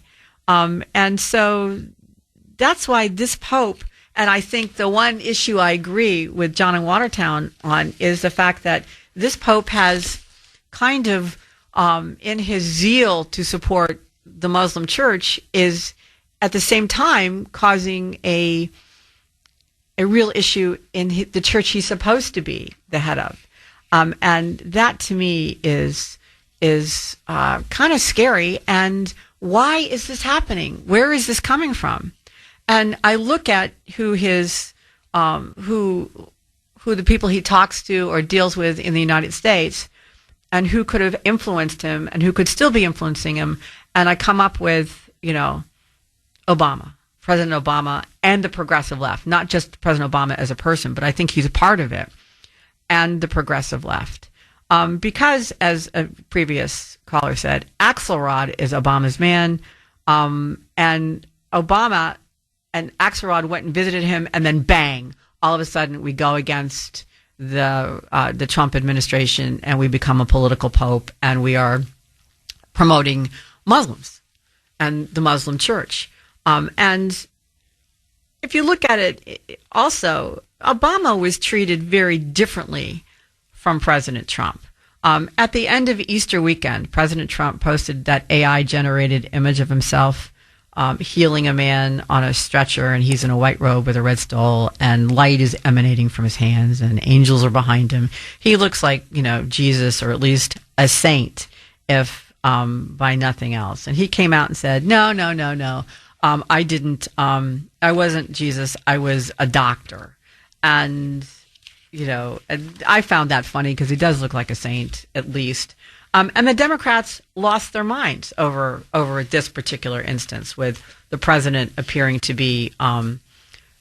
This is a social media post from Jim McGovern, Congressman Jim McGovern of Massachusetts. I am repulsed by this photo. Does Trump now think he's Jesus? First he attacks and insults Pope Leo. Now he depicts himself as Christ and tries to mock God. This is outrageous, offensive, and profane. Clearly he is not well. As an American, a Catholic, a human, I am disgusted. Okay. And then the New York Times put out, the post removal was a rare retreat for Mr. Trump, who has posted an AI-generated image shortly after using the same platform to attack American-born Pope Leo. A vocal critic of the U.S. warned around the appearance of the image had sparked an evening's worth of backlash from religious leaders and Christian supporters who were hurt and shocked that Trump had appeared to depict himself as a Jesus-like figure. Well, I want to remind you that the Pope and the Democrats and the mainstream media never blinked when Obama presented himself as the Black Messiah. Remember the sculpture of Obama as Jesus at the Art Institute of Chicago during his campaign in 2007? So it's not just that I think, it's not just the evidence of a shared connection in Chicago and and David Axelrod visiting, and then right after that, everything, starts to hit the fan between the Pope and Trump. It's also that the mainstream and the Democrats literally treat the same situation differently. President Obama showed himself to be, or reveled in being represented as the Black Messiah, and nobody blinked. I didn't hear anything from the New York Times or any of the Massachusetts delegation about how horrible that was. Not a word. But President Trump does it with an AI generated. I think the Pope and the Democratic Party are in cahoots. Basically, that's what I think. I think it's apparent that they are in cahoots, because, I mean, look at this. The Pope is hiding behind, very good intentions of peace and understanding, but what I see is mindless partisan meddling in domestic politics. He's supposed to be protecting the church, defender of the faith, saving souls. He's become divisive, and he looks like Barack Obama's puppet because of David Axelrod's visit there the day before. And here's the interesting thing. I think that this effort to paint Trump as a warmongering sinner has backfired on both the Pope and the Democratic Party. There's been polling done recently, and it shows that church-going Catholics strongly support or strongly approve of President Trump and what he's doing. It's from, I just saw it. It's the Pope said, not the Pope. The polling says church-going Catholics who give Trump a 58% job approval rating, and 50% of Catholics who actually go to church also approve of Trump taking military action against a suicidal terrorist regime in Iran seeking nuclear weapons. So it's kind of backfiring on them. And I think it's backfiring specifically on the Pope. The Catholic Church is experiencing a huge wave of growth in the United States, especially among young people. And that's a really good thing, because, these are people looking for meaning in their lives. So what does Pope Leo do when this is happening? He jumps into the political fray and attacks Trump. And to add insult to injury, he then sent out 3 progressive bishops to do a hit piece on 60 Minutes. And at this moment in history, when the Catholic Church and the teachings of the Church and Christianity are needed more than ever, he then decides to publicly attack the guy who does not respond well to attacks. We all know that Trump is very reactive. If you treat him well, he'll treat you well. Treat him poorly, and he will fight back. So why would you engage him? And the question I have to ask is, in regard to the Pope, was this more about being a liberal socialist?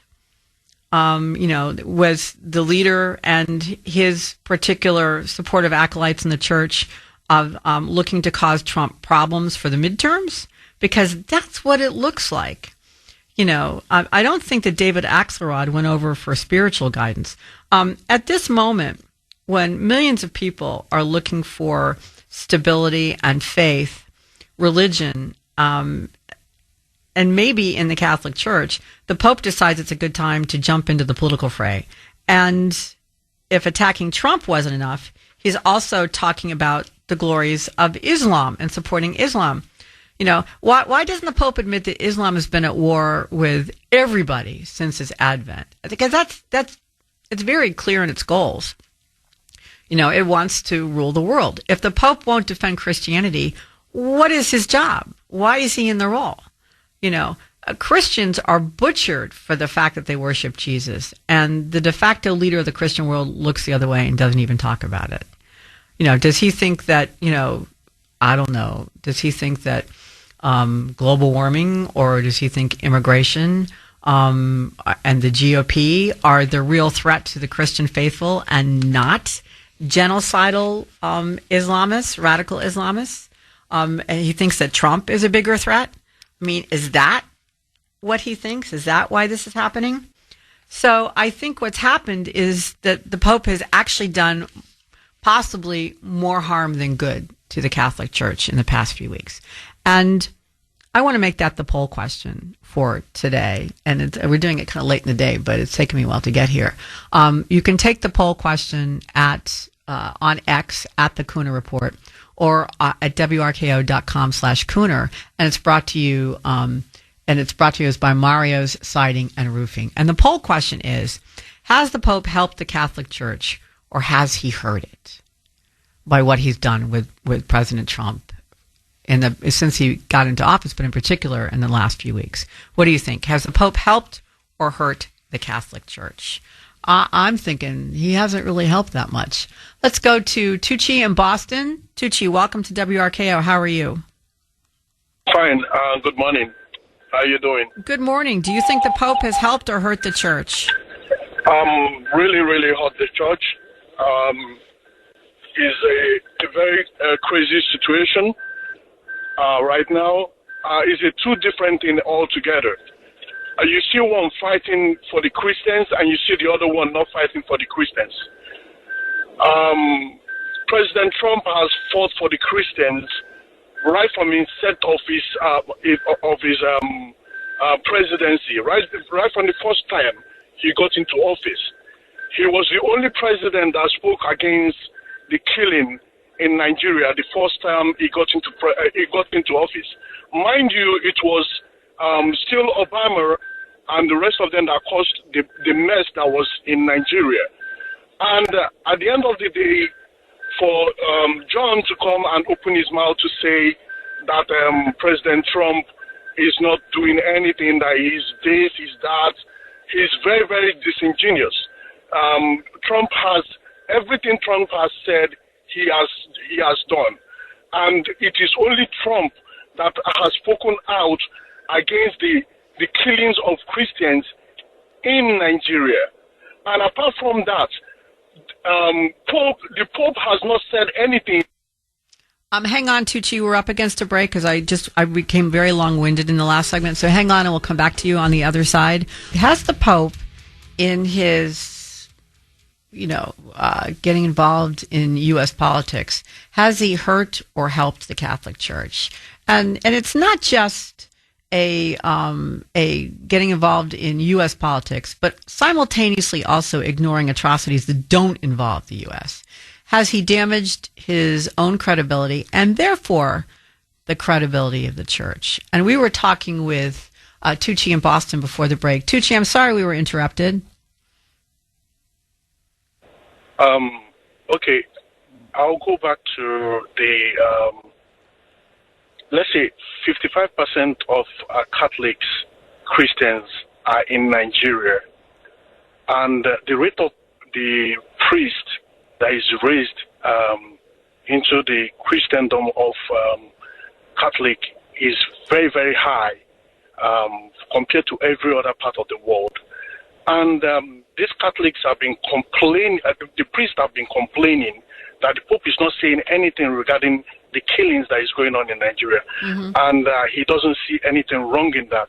But he's seen somebody else that is trying to protect, because everybody in Nigeria right now wants Trump to come and handle the situation in Nigeria right now.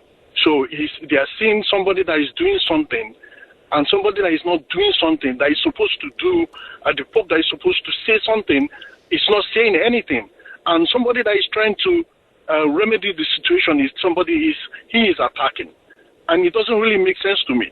I'm a Catholic myself. Mm-hmm. And the way popes are being selected right now is not even the best of way to go about it. They basically impose some popes on every other person. And that is not the way to go about it. And John that is complaining, saying that that it was a frame up, or what did he said? He said the shooting of Trump is a hoax, or whatever he called it. Yeah, he said it was staged. Yeah, ridiculous and preposterous. I don't see any reason why somebody can let him go and fake up somebody shooting him and see if he's not going to die.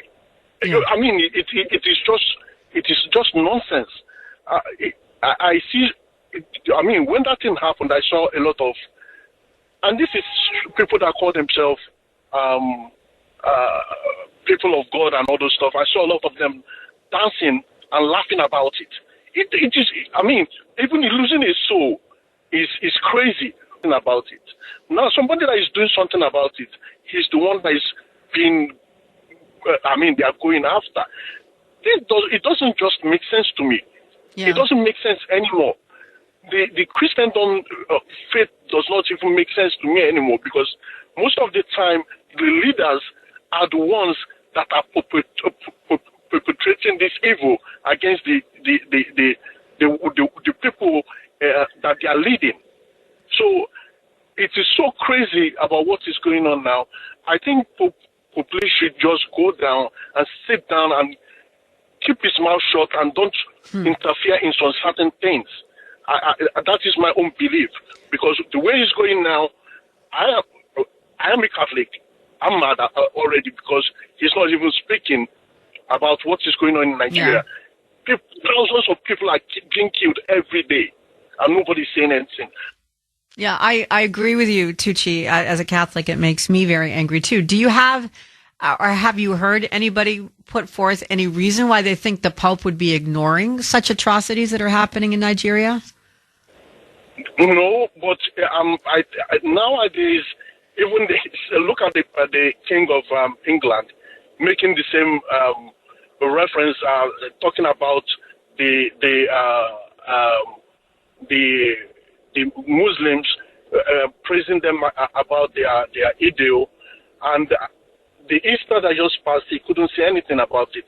I think there is a lot of mess that is going on right now in the hierarchy of the people that is saying that they are the ones that are leading Christians, and it is so disgusting to me.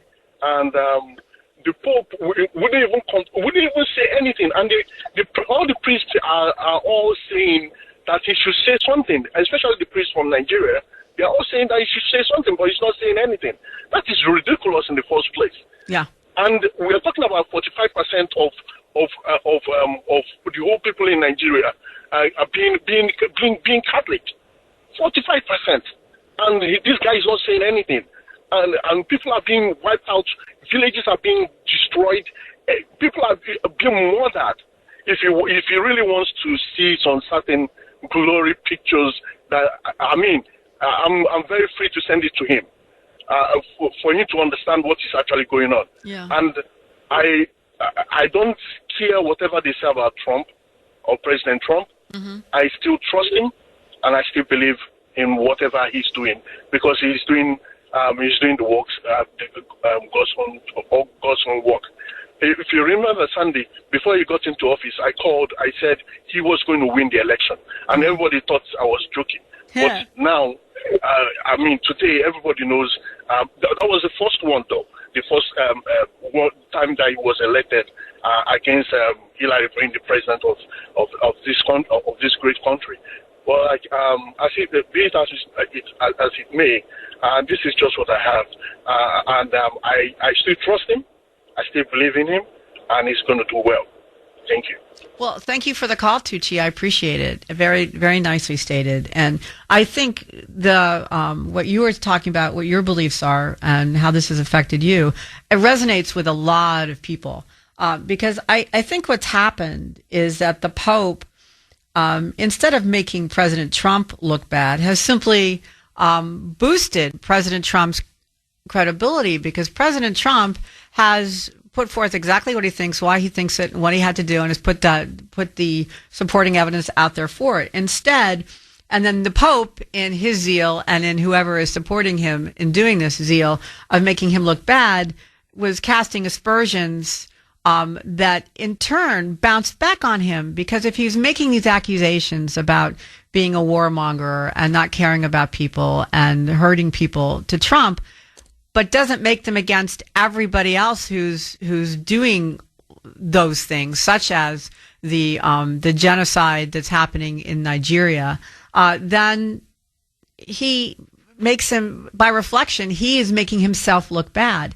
And I think, therefore, he has, in fact, hurt the Catholic Church. And I think that's a big part of what's going on. I think instead of reaching his political aims and bringing down Trump or making Trump appear foolish, he has in turn made himself by his own omissions and by interfering in something that really was none of his business, and that which is his business, he ignores. I think that's what's happened. Let's go to G-Man in Vermont. G-Man, do you think the Pope has hurt the Catholic Church?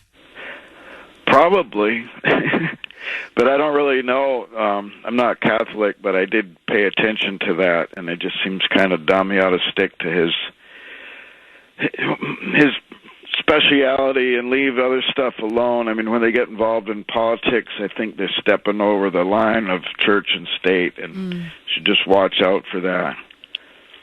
Yeah, I agree. I don't think you need to be a Catholic to understand, to see what's going on here, or to see how it could backfire on you, you know?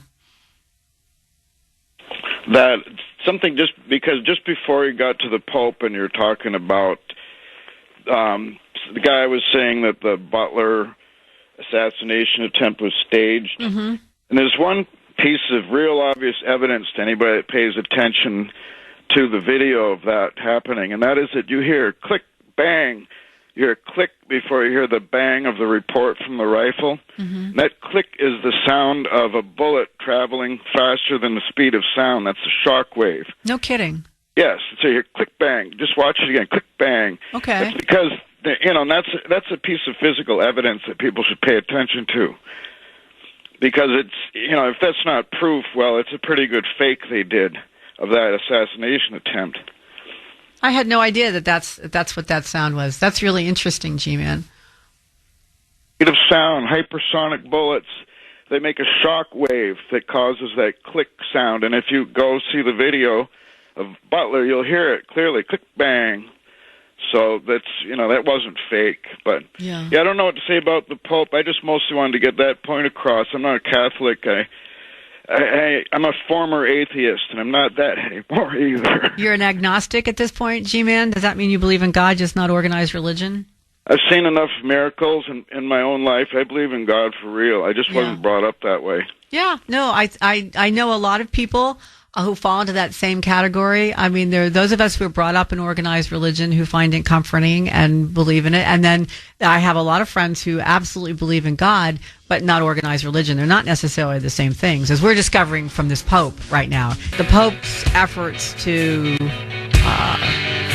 slam President Trump in regard to the conflict in Iran, on immigration, on whatever else the Democratic Party wanted him to slam President Trump on, has backfired and has instead hurt the Catholic Church. That's my question for you. Has the president helped, or not the president, has the Pope helped or hurt the Catholic Church? Let's go to Lisa in New Hampshire. Lisa, welcome to WRKO. Good morning, Sandy. How are you? I'm fine. So what do you think? Has it backfired on the Pope here? Well, I'm not Catholic, but I'm confused on how he doesn't say the church as a whole. Jesus says to fight evil. And I think he's making Catholics feel as though they have to be passive. Yeah. Like, just turn the other cheek and let bygones be bygones. And a mosque in the Vatican should scream alarms to many people. Yeah. Prayer room. Yep. Indeed. I don't understand. I firmly believe Jesus is our Lord and Savior, without a doubt. With that being said, I'm hoping that as Catholic, you can look at the Pope as a man and look at Jesus as God, and follow Jesus versus following a man, because men will confuse you and take you down a bad path. And I think something's happening through the world. I don't know what it quite is, but something's going to happen. And if he can get the Catholics to believe that you turn the other cheek and you're passive, I think that's dangerous. Oh, I so agree with you. And to be fair, there's no in the Catholic Church, nobody is conflating the Pope with God. Nobody thinks the Pope is God. What he is supposed to be a conduit to God, a voice piece. Somebody who is supposed to translate the Word of God to the faithful, and he's supposed to defend the faith, not undermine it. But to your point, I completely agree with you. That's exactly what this Pope has done. He's removed all sense of fight from his support of the church. He doesn't want it to defend itself, because he doesn't say anything about Nigeria. Right. And he doesn't He doesn't say anything about the Uyghurs in China.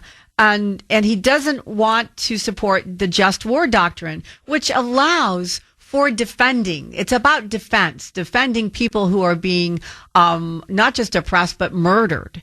That's what the just war doctrine is about, and it's existed in the church for over 1,000 years. And no, we can't have that. He's ignored all of the church's history and is in turn which supports not just protecting itself, but protecting others, even who are not members of the church, but protecting them in a just way as well. And instead, he's presenting Christianity, or in particular Catholic Christianity, as this passive, submissive group that will not fight to save itself.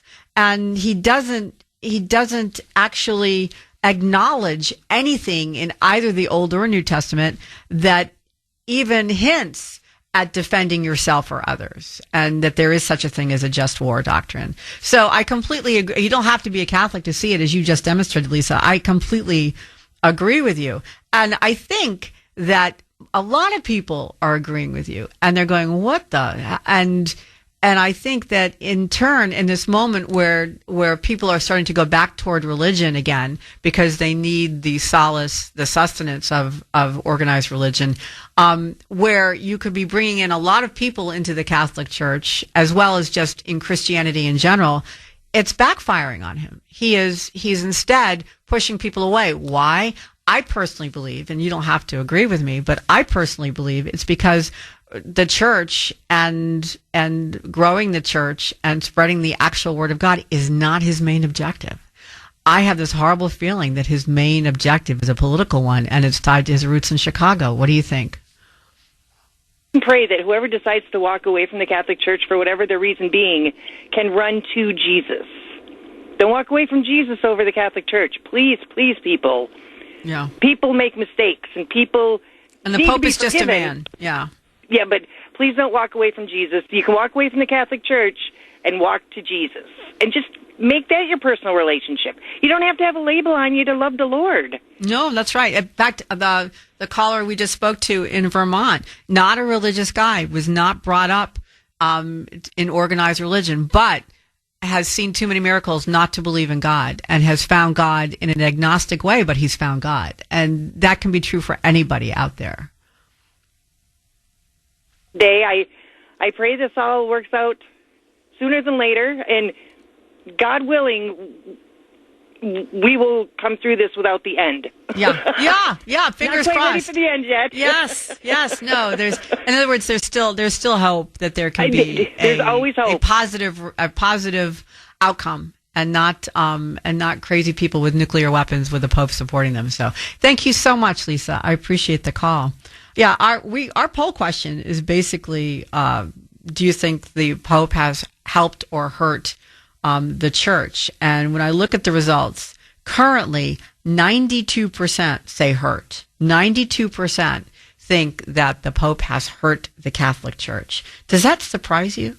That those numbers, that only like 8% believe that the Pope has in any way benefited the Catholic Church from what he's been doing lately?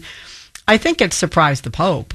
I think he was surprised, and not in our polls specifically, but in similar polls, because the polls are out there. I was telling you about some others earlier in the day where Catholics are going, "Yeah, what the hell," and other people who aren't Catholics, like Lisa, are going, "What the hell," and this Pope, I think, has noticed that it had backfired on him, that he has made a absolutely hellacious error, because something happened this weekend which makes me think that, and you can tell me if you agree with me or not.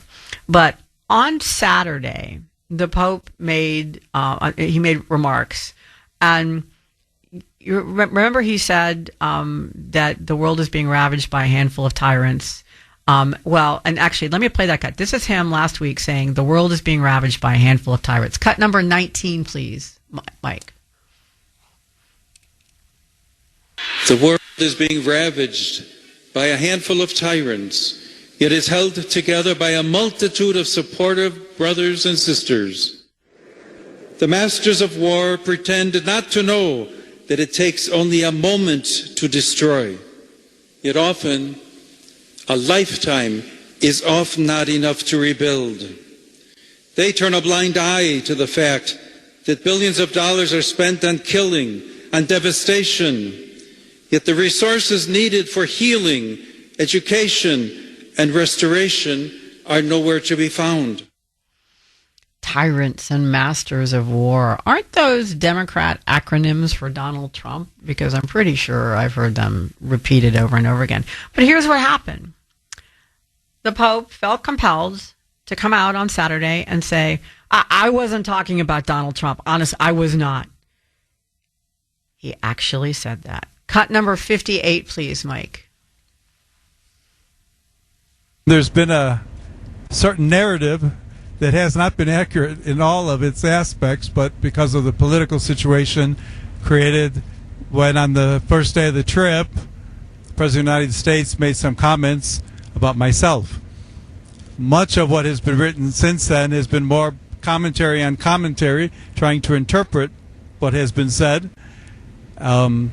Just one little example, the talk that I gave at the prayer meeting for peace a couple days ago was prepared 2 weeks ago, well before the president ever commented on myself and on the message of peace that I am promoting.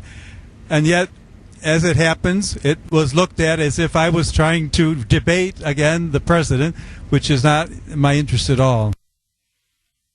Did the Pope just blink? Was that a blinking that I just saw? I wasn't talking about Trump. I was talking about some other tyrants, not him. No. And Masters, nope, not about Trump. Nope. Wrote it weeks ago. Nope, way back when. Did the Pope just wave a white flag?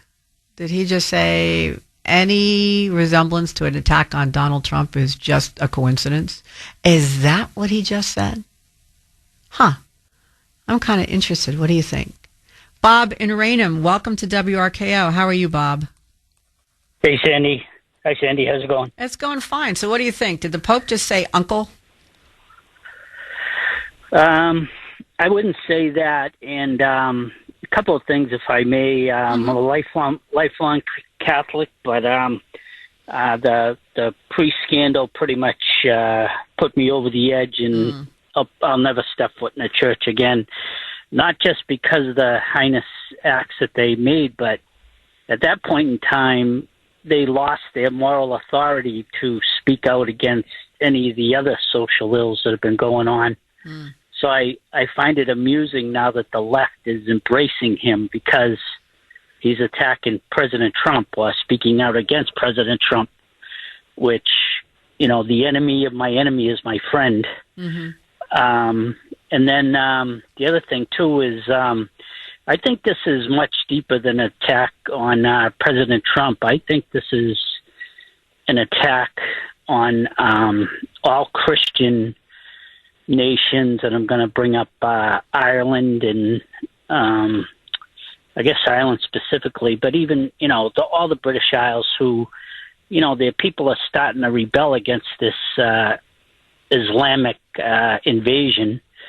And, of course, we're having the same invasion here as well as, the other invasion that took place under Biden. And the Catholic Church is big on money, and they're making a lot of money acting as NGOs to support these invasions. And the other thing, when this Pope was first elected, I was kind of really surprised that it was an American, and I raised an eyebrow, and now I think I know why.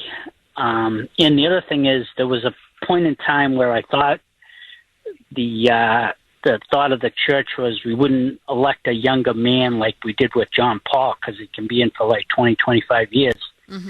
So this guy's relatively young as well, and this guy can be in there for at least 20 years, and the New World Order is deep, and if the Catholic Church can profit on it, he's all in on it. And I think this guy's going to do a lot of damage. Yeah. There's nothing good about this.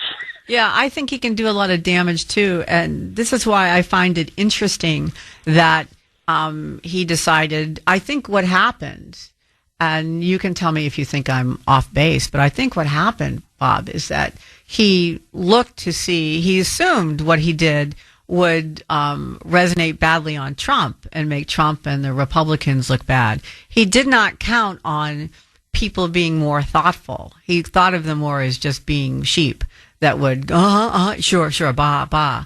And then instead, people went, well, wait a minute. If that's, how is that compared to what's happening in Nigeria? You've said nothing about Nigeria. And really, the imam is more moral. Didn't they just kill 40,000 protesters? People actually asked these questions and made the comparisons on their own. And based upon and what you just said too about, the fact that there's a lot of disaffected Catholics because of the priest scandals, not the least of which was here in Boston, and especially what I always thought was hellacious when they sent our bishop who hid that for years, got a prime job in Rome until his death. I mean, he was not put out to pasture. He was basically given great real estate and a wonderful retirement. And this made a lot of members of the church and non-members of the church kind of disgusted with the motives behind the Catholic Church, which I think up until then had always been held as sacrosanct, and that removed it. And so that I think that the priest scandal kind of softened the ground, so to speak, Bob, for people to question the church. I don't think they really questioned the church before that, and after that they do nothing but question the church. And so this is not the 1960s or 70s or even early 80s when people took whatever the church said as no pun intended, gospel.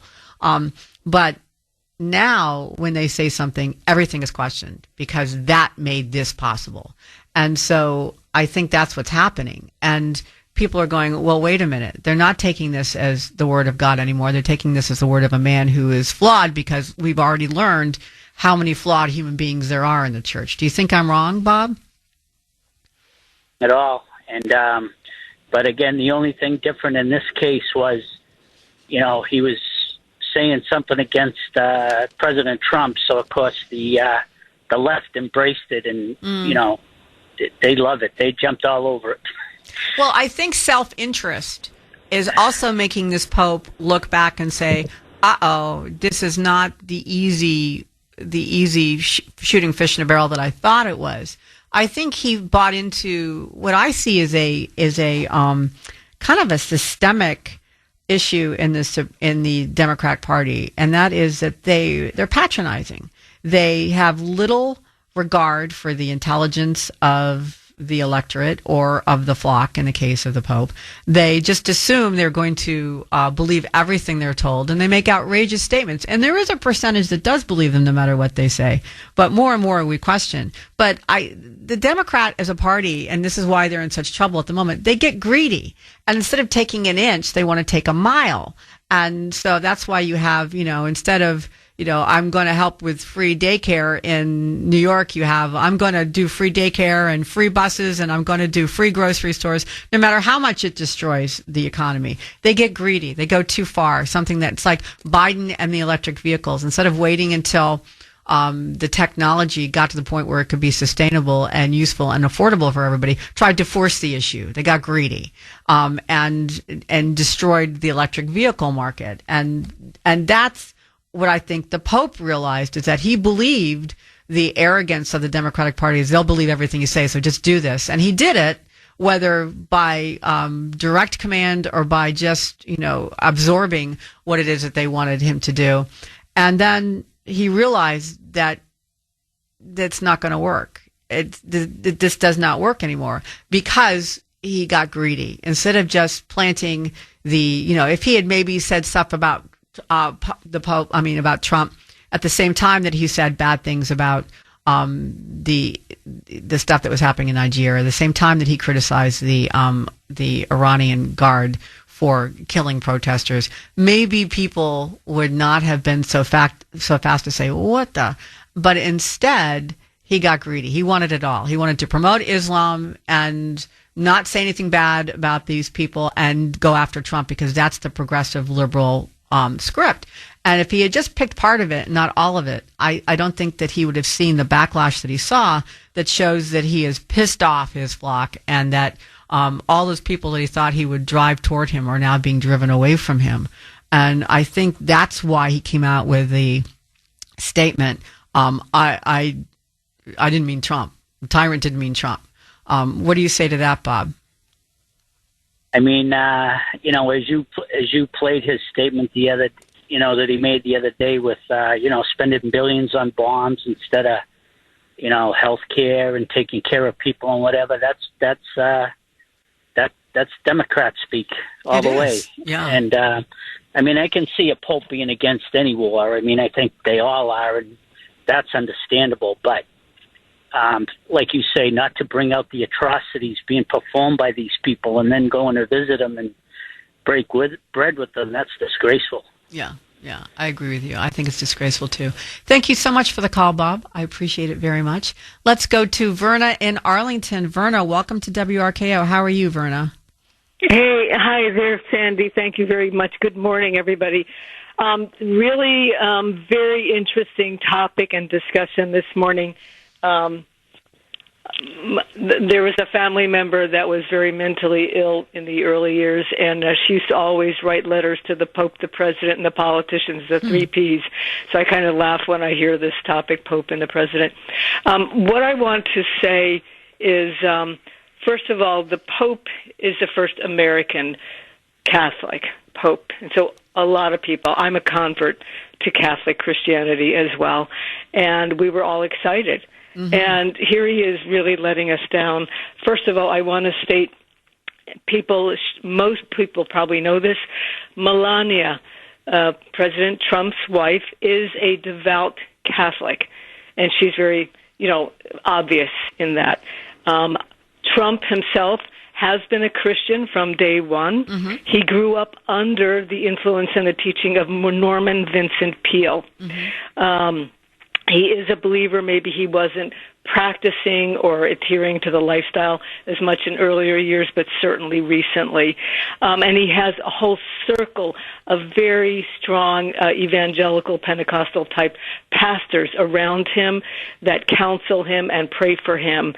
One of them is, I forget her last name is White, mm-hmm. One of his very top advisors.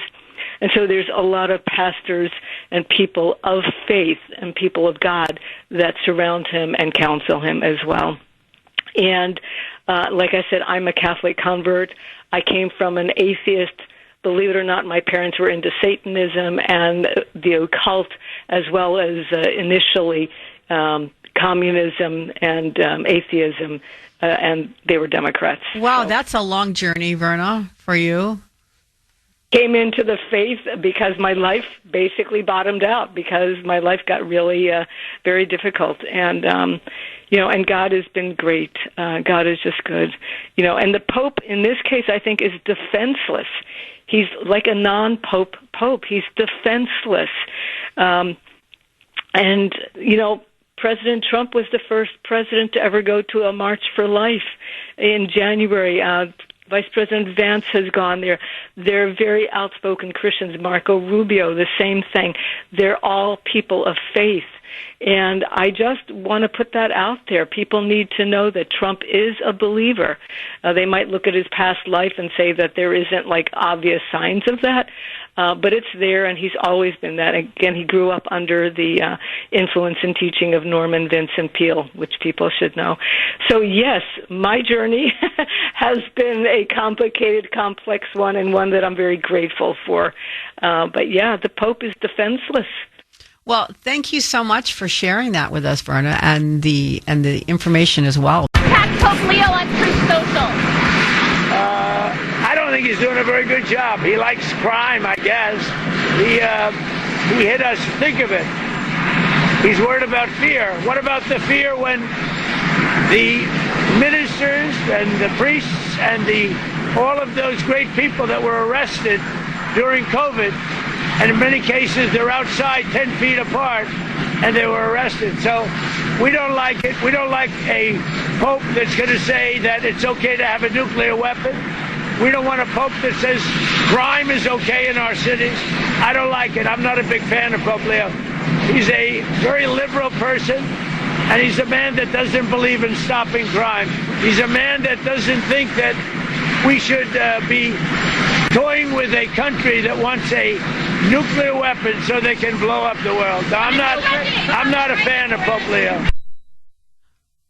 I'm not a fan of Pope Leo. I think President Trump was saying what a lot of people were thinking and were making their thoughts known in polls and in posts and in many other ways. And I think Pope Leo, in response, had an epiphany that his attempts to spread Democrat talking points instead of the gospel boomeranged. And it did not make the president look bad. Instead, the Pope made himself look foolish as his poll numbers were tanking. He then took action to, I think, do some damage control and made a public statement that President Trump was not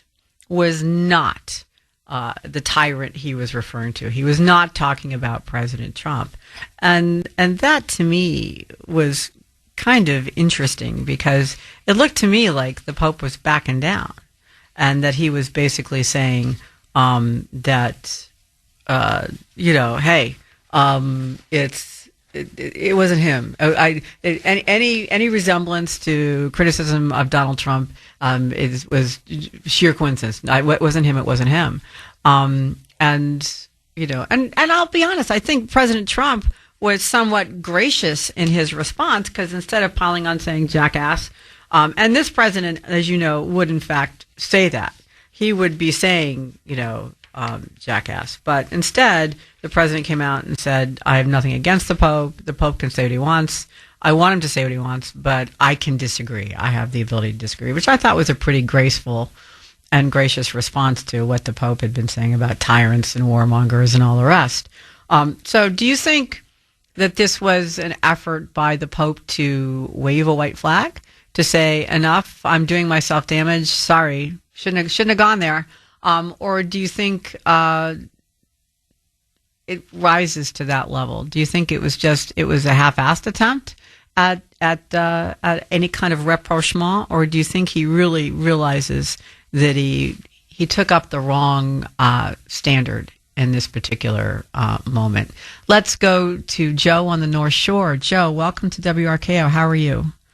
To that level, do you think it was... Joe, you need to turn your radio off. Okay, so why don't we go to Russ in Boston instead? Russ? Hello? Hi, Russ. Sandy, can you hear me? I can. Okay. First of all, Sandy, I want to say, through the radio, I've known you for decades, and I always appreciate your comments. They're always with in-depth analysis. And I miss the fact that I believe iHeart doesn't let you, let any of the staff speak during the program and all. But honestly, I miss your commentary because it's always straight on. Yes, I mean that with my whole heart and soul. First of all, the Pope is being played by the enemy within, and there's no doubt about that. The left-stream media, the communist leaders in the Democratic Party, Jew haters, scumocrats undermining the military operations. He is an ungrateful American creating further division instead of being a uniter. He suffers from the mental disorder of liberalism. The best example is the statement he made. Pope Leo said, God rejects the prayers of the leaders who wage war. Now, that is a slap in the face to everyone who serves in the military, because at any given time, whether you're the general or you're a private, you could be in charge, you could be the last group standing, and you have to take a position of leadership. And that's why it's a slap in the face to everyone that serves in the military. Mm-hmm. And I'll tell you this, as a practicing Catholic, I've had I can't stand to listen to him at all anymore because he's politically stupid, and there's no question about it. Now, President Trump has played a major role in improving First Amendment rights for religious institutions under 501c3 restrictions, without question. Mm-hmm. I'm sorry, Russ, did you drop off? No, I'm still here. Oh, okay. Sorry. I didn't hear the end of what you said there. Sorry. Oh, no, I said President Trump has played a major role in improving First Amendment religious rights under 501c3 restrictions. Yes, he has. Absolutely, he has. And he's made a good faith effort, no pun intended there either, to protect Christians and Catholics in this country, and Jews, and everybody, in particular Jews, given all the anti-Semitism that's been flying around lately. He's been a very strong proponent of protecting religious freedom for everybody. Not just for Christians, but in particular, he's tried to help Catholics and Christians that were targeted under the Obama and Biden administration, and he's been doing his best to help people of the Jewish faith, given the anti-Semitism that has arisen over the what's happened in Palestine and the Gaza. So I completely agree with you, Russ. Sandy, President Trump is a leader that I've been longing for a long, long time. I'm 78 years old. I've followed current events and politics since I was 12 years old, because President Kennedy fascinated me, and he's the one that got me involved in all of this. Oh, hang on, Russ. We'll be back on the other side of a break. We have all of our breaks are hard, just so everybody knows. We have no option about them. We have to. That's why you hear Jeffrey being cut off periodically. What the Pope has done to the Church, the Catholic Church, in his zeal in supporting Democrat talking points and going after President Trump, I think it was an ill-thought attack. And I think he's realizing the error of his ways, and he's started to try to walk it back just a little bit. But we were talking before the break with Russ from Boston, who was speaking about how President Trump has actually done more for religious freedom in this country than just about anybody in eons. I mean, he's protected Catholics from the assaults that were happening during the Obama-Biden administrations on Catholic nuns, Catholic schools, private businesses that may have had Catholic ownership, the military, any of these organizations that were being unfairly targeted by the IRS and other government agencies. And all of that, by the way, seems to have meant nothing to this particular Pope, because he never spoke out about any of that during the Biden administration. So just saying, he didn't care about what was happening to Christians in the country of his birth at all. And besides Catholics, President Trump's DOJ has gone after anti-Semitic actions more than any other president, and has held universities accountable for anti-Semitic support or programs that supported anti-Semitism. Among others, he's done a lot to protect people's right to religious freedom and not be persecuted based on religion. And Russ, did you have more to say regarding that? Well, Sandy, the other thing I really wanted to say is, as I said, I've been following politics since I was 12 years old. President Kennedy fascinated me and really instilled patriotism in me, and it just went on and on. But it's really crazy when you think about this. President Clinton was the last Democratic president that worked with the Republicans. Although under the advice of Dick Morris, he did it for re-election purposes for sure. But let's never forget the contract with America when the Republicans and Clinton worked together for the benefit of this country. And really, every Democratic president gone, they're more the enemy within than they give a damn about this great country we live in. Yeah, I don't disagree with you, Russ, on that statement. Always articulate and know how to state your points very succinctly, and I appreciate that. Thank you so much, Russ, for the call. I think the Pope picked the wrong adversary.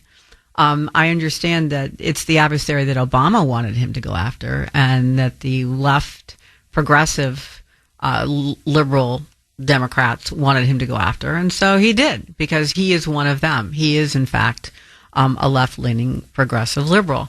But I think he made the typical mistake that members of that party make, and that is to think that we will not push back. We won't say, wait a minute, is that accurate? And what about this? You're being a hypocrite. The Democrats think nothing of being hypocritical. They think they won't be called on it, and they do it all the time. And this Pope just gave a massive example of that. And I think it's coming back to really, I know it's kind of a crude way to put it in regard to the pontiff, but it bit him in the ass. And I think he essentially realized that, and realized if he wants to live to fight another day, if he doesn't want to permanently damage the Catholic Church, he had to draw back a little bit. And he did when he came out and said, nope. I was not talking about Trump when I was talking about tyrants. Joe from the North Shore, we have you back. Hi, Joe. Yes, I share Trump's view. I'm not a big fan of this guy. Yeah? Why aren't you a big fan of this guy? Well, you touched on a subject earlier. He went to that mosque in Algiers, which is the third largest in the world. Is it? And I did not realize that. Yeah, well, one of the things he did there was they have something called the Gold Book or the Golden Book. Mm-hmm. And he signed the book. By signing that book, he's acknowledging Allah as the supreme being. That's part of the terms of signing this book. How crazy it sounds, but they said Jesus was an apostle of Muhammad. Never mind the 1,300-year difference. Jesus preceded him, but that's their belief system. What else was I going to say? Yeah, and for this guy to come out and say he's not political. Are you kidding me? That College of Cardinals is the most political group on earth. You want to talk about fixed elections? They're bound, when they elect the Pope, and that group gets together, they're supposed to deliberate privately and vote independently. And what they did now, the liberal progressive part of that college is slowly pushing out the conservatives. They're moving more and more to the left. Did you see, Joe, have you seen a movie called Conclave? It stars Ralph Fiennes. And it's about, the what the Cardinals do, the conclave, and how they vote in a pope. And it's a movie that focuses on basically the cliques that form within the liberals versus the conservatives versus the independents, kind of in the church. Have you seen it? No, but I'll have to check it out. Yeah, I think you'll find it fascinating. It has. I'm not going to tell everybody how it ends because it has a very surprising end. And Mike has seen it. Mike doesn't think you're going to like the ending very much, but I think that I think it's for anybody who wants to understand how political the church has become. I think you should watch it. I was on. I don't know if it's still on, but it was on. Prime had it, and it's called The Conclave. And it stars Ralph Fiennes, who is one of the cardinals, and it's got Isabel Rossellini, who's a nun. It's got Stanley Tucci, who's another cardinal. It's got John Lithgow. It has a all-star cast, brilliant acting, brilliant writing. You may or may not like it because it exposes some interesting aspects of the Catholic Church, not all of which are nice. And so, but it is a good movie. And it is a very interesting movie. I know that Jeff saw it and did not like the ending either, and caused him some consternation. But it is revealing to people who wonder what the hell goes on in there during a conclave. And I think you'll find it fascinating to watch. So thank you for the call. I appreciate it very much. Let's go to Rochelle in Weymouth. Rochelle, welcome to WRKO. How are you? Hi, Sandy. I'm a devout Catholic, and there's been a lot of talk here today about just war theory. Just war theory provides a very high bar when it comes to a war being just. There are actually 4 criteria required to make a war just. I'll tell you the first one. It says just cause. A real and grave threat exists, usually for self-defense, against aggression, not for conquest. Now, if Iran had a nuke, or if they were in the process of making one, if they were close to getting one, there would be evidence. Well, there is evidence, Rochelle. Rochelle, there was evidence. That's what was presented to the chairman of the Joint Chiefs and the Joint Chiefs last spring, just a year ago. There was evidence from the entire intel community that Iran was 4 to 8 months away from having a long, maybe medium to long range nuclear weapon, and that they had enough uranium at that point in time, enriched uranium, for 10 nuclear warheads. That is why Operation Hammer, Midnight Hammer, happened. There was evidence. There was a report given. Even CBS, I talked about this yesterday, even CBS, who hates Donald Trump and will do anything not to support Donald Trump, had to come out and say, yes, there was evidence that they're 4 to 8 months away, and that is why the Joint Chiefs went forward with Operation Midnight Hammer. So, okay. Continue. What's your point? Hello? Yeah.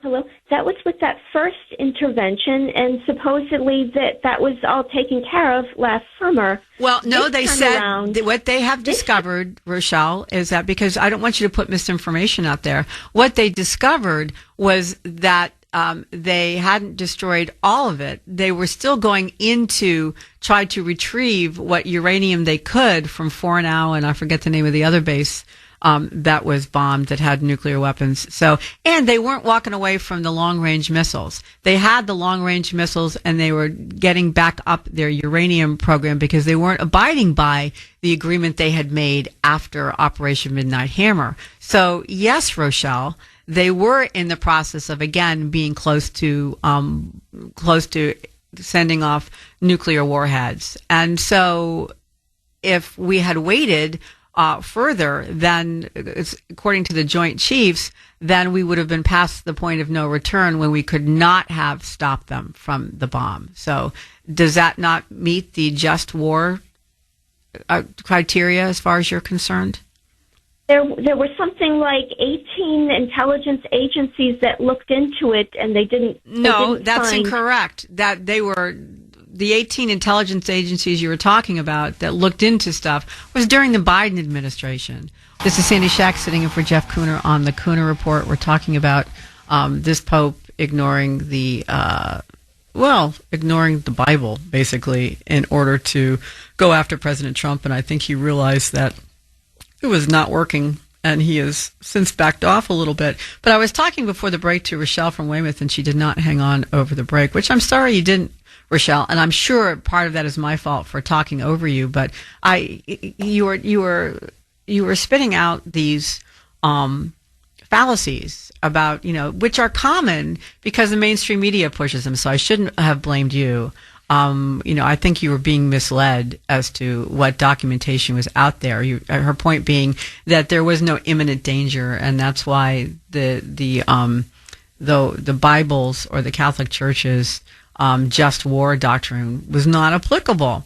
But and she may have agreed with me that last spring Operation Midnight Hammer was okay because we had reports saying that they were 4 to 8 months away from creating weapons, but they were supposed to also walk away. The whole thing about stopping that bombing was that they were supposed to walk away from everything and not do it, and they didn't, because according to the IAEA, they got intelligence of the fact that they still, in fact, had 60% enriched uranium stored deep in tunnels that were not destroyed in the Midnight Hammer attacks, and that they were also testing casements and detonators. And that is what President Trump announced in February of 2026, that Iran was trying to rebuild its nuclear program. And there were not 17 agencies that said they're not close to it. That's bull bleep. And that's one of those urban legends put out there by mainstream media. In fact, we had reports that they were much closer than that. And that's why this round of attacks, is back. And so that's why people like J.D. Vance and President Trump are claiming that there was an imminent threat and why they had to respond to it. But I want to know what you guys think. Do you think that the Pope has realized that he bit off more than he could chew with Donald Trump and backed off from his Democrat talking points? Or was it just a coincidence that he came out and said, Trump is no tyrant? Mark in Haverhill, welcome to WRKO. How are you, Mark? Good, Sandy. Thank you for taking my call. You're welcome. So I'm a long-time listener of Kuhner. First time I've been trying to call in because I know there's been a lot of talk about the Pope and, the back and forth and stuff to get through. But First time I got through when you're on. Thank you for taking the call. You're welcome.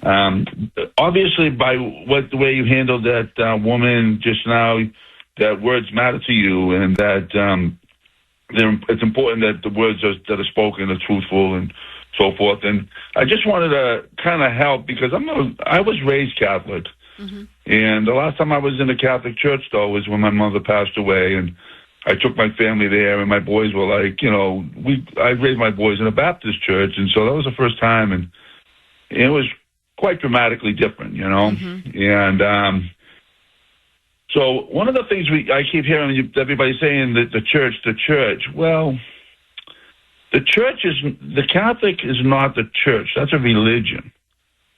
According to God in the Bible, the church is the people. Jesus Christ died for the people. The church, that's us. So it's not the Catholic Church, it's the Catholic religion. And that's where people get confused, that they think that that's where all authority comes from. And, to defend the Pope a little bit, the Pope has got the same problem we all got. The Bible says that all have fallen short of the glory of God. Now, words matter, and that word all. There's a lot of little words in the Bible like that. The word all. That includes everybody. Every pope that ever existed has fallen short of the glory of God. So they all are fallible. They make mistakes. And, they're not perfect. But the problem is we're all led to believe, you can't question anything. Whatever they say, that's it. But it's not it. As a matter of fact, most of what they say, I was raised here in the Archdiocese of Boston, and I know many people that were sexually abused by the priests right here in the greater Boston area. And they moved these priests around and around and around. And finally, Cardinal Law, to save them from going to jail, I guess, they brought them to the Vatican. They just got rid of them. Yep. So we got to be careful with these words. And so, we all have fallen short of the glory of God. Which words are you saying that we need to be careful of, Mark?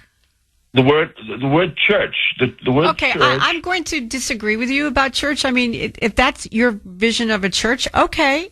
You're welcome to it. Nobody's saying you can't view the church, but that's not how, and that may have been how you were brought up. I was not brought up that way. The way I was brought up was there's a difference between the flock and the church. The church is the actual framework within which we worship. So it did not mean the same thing to me as it does to you. And you're welcome to your definition, but there are other people who have my definition, which is the church is in fact, the Pope, the cardinals, the Vatican, and its operations.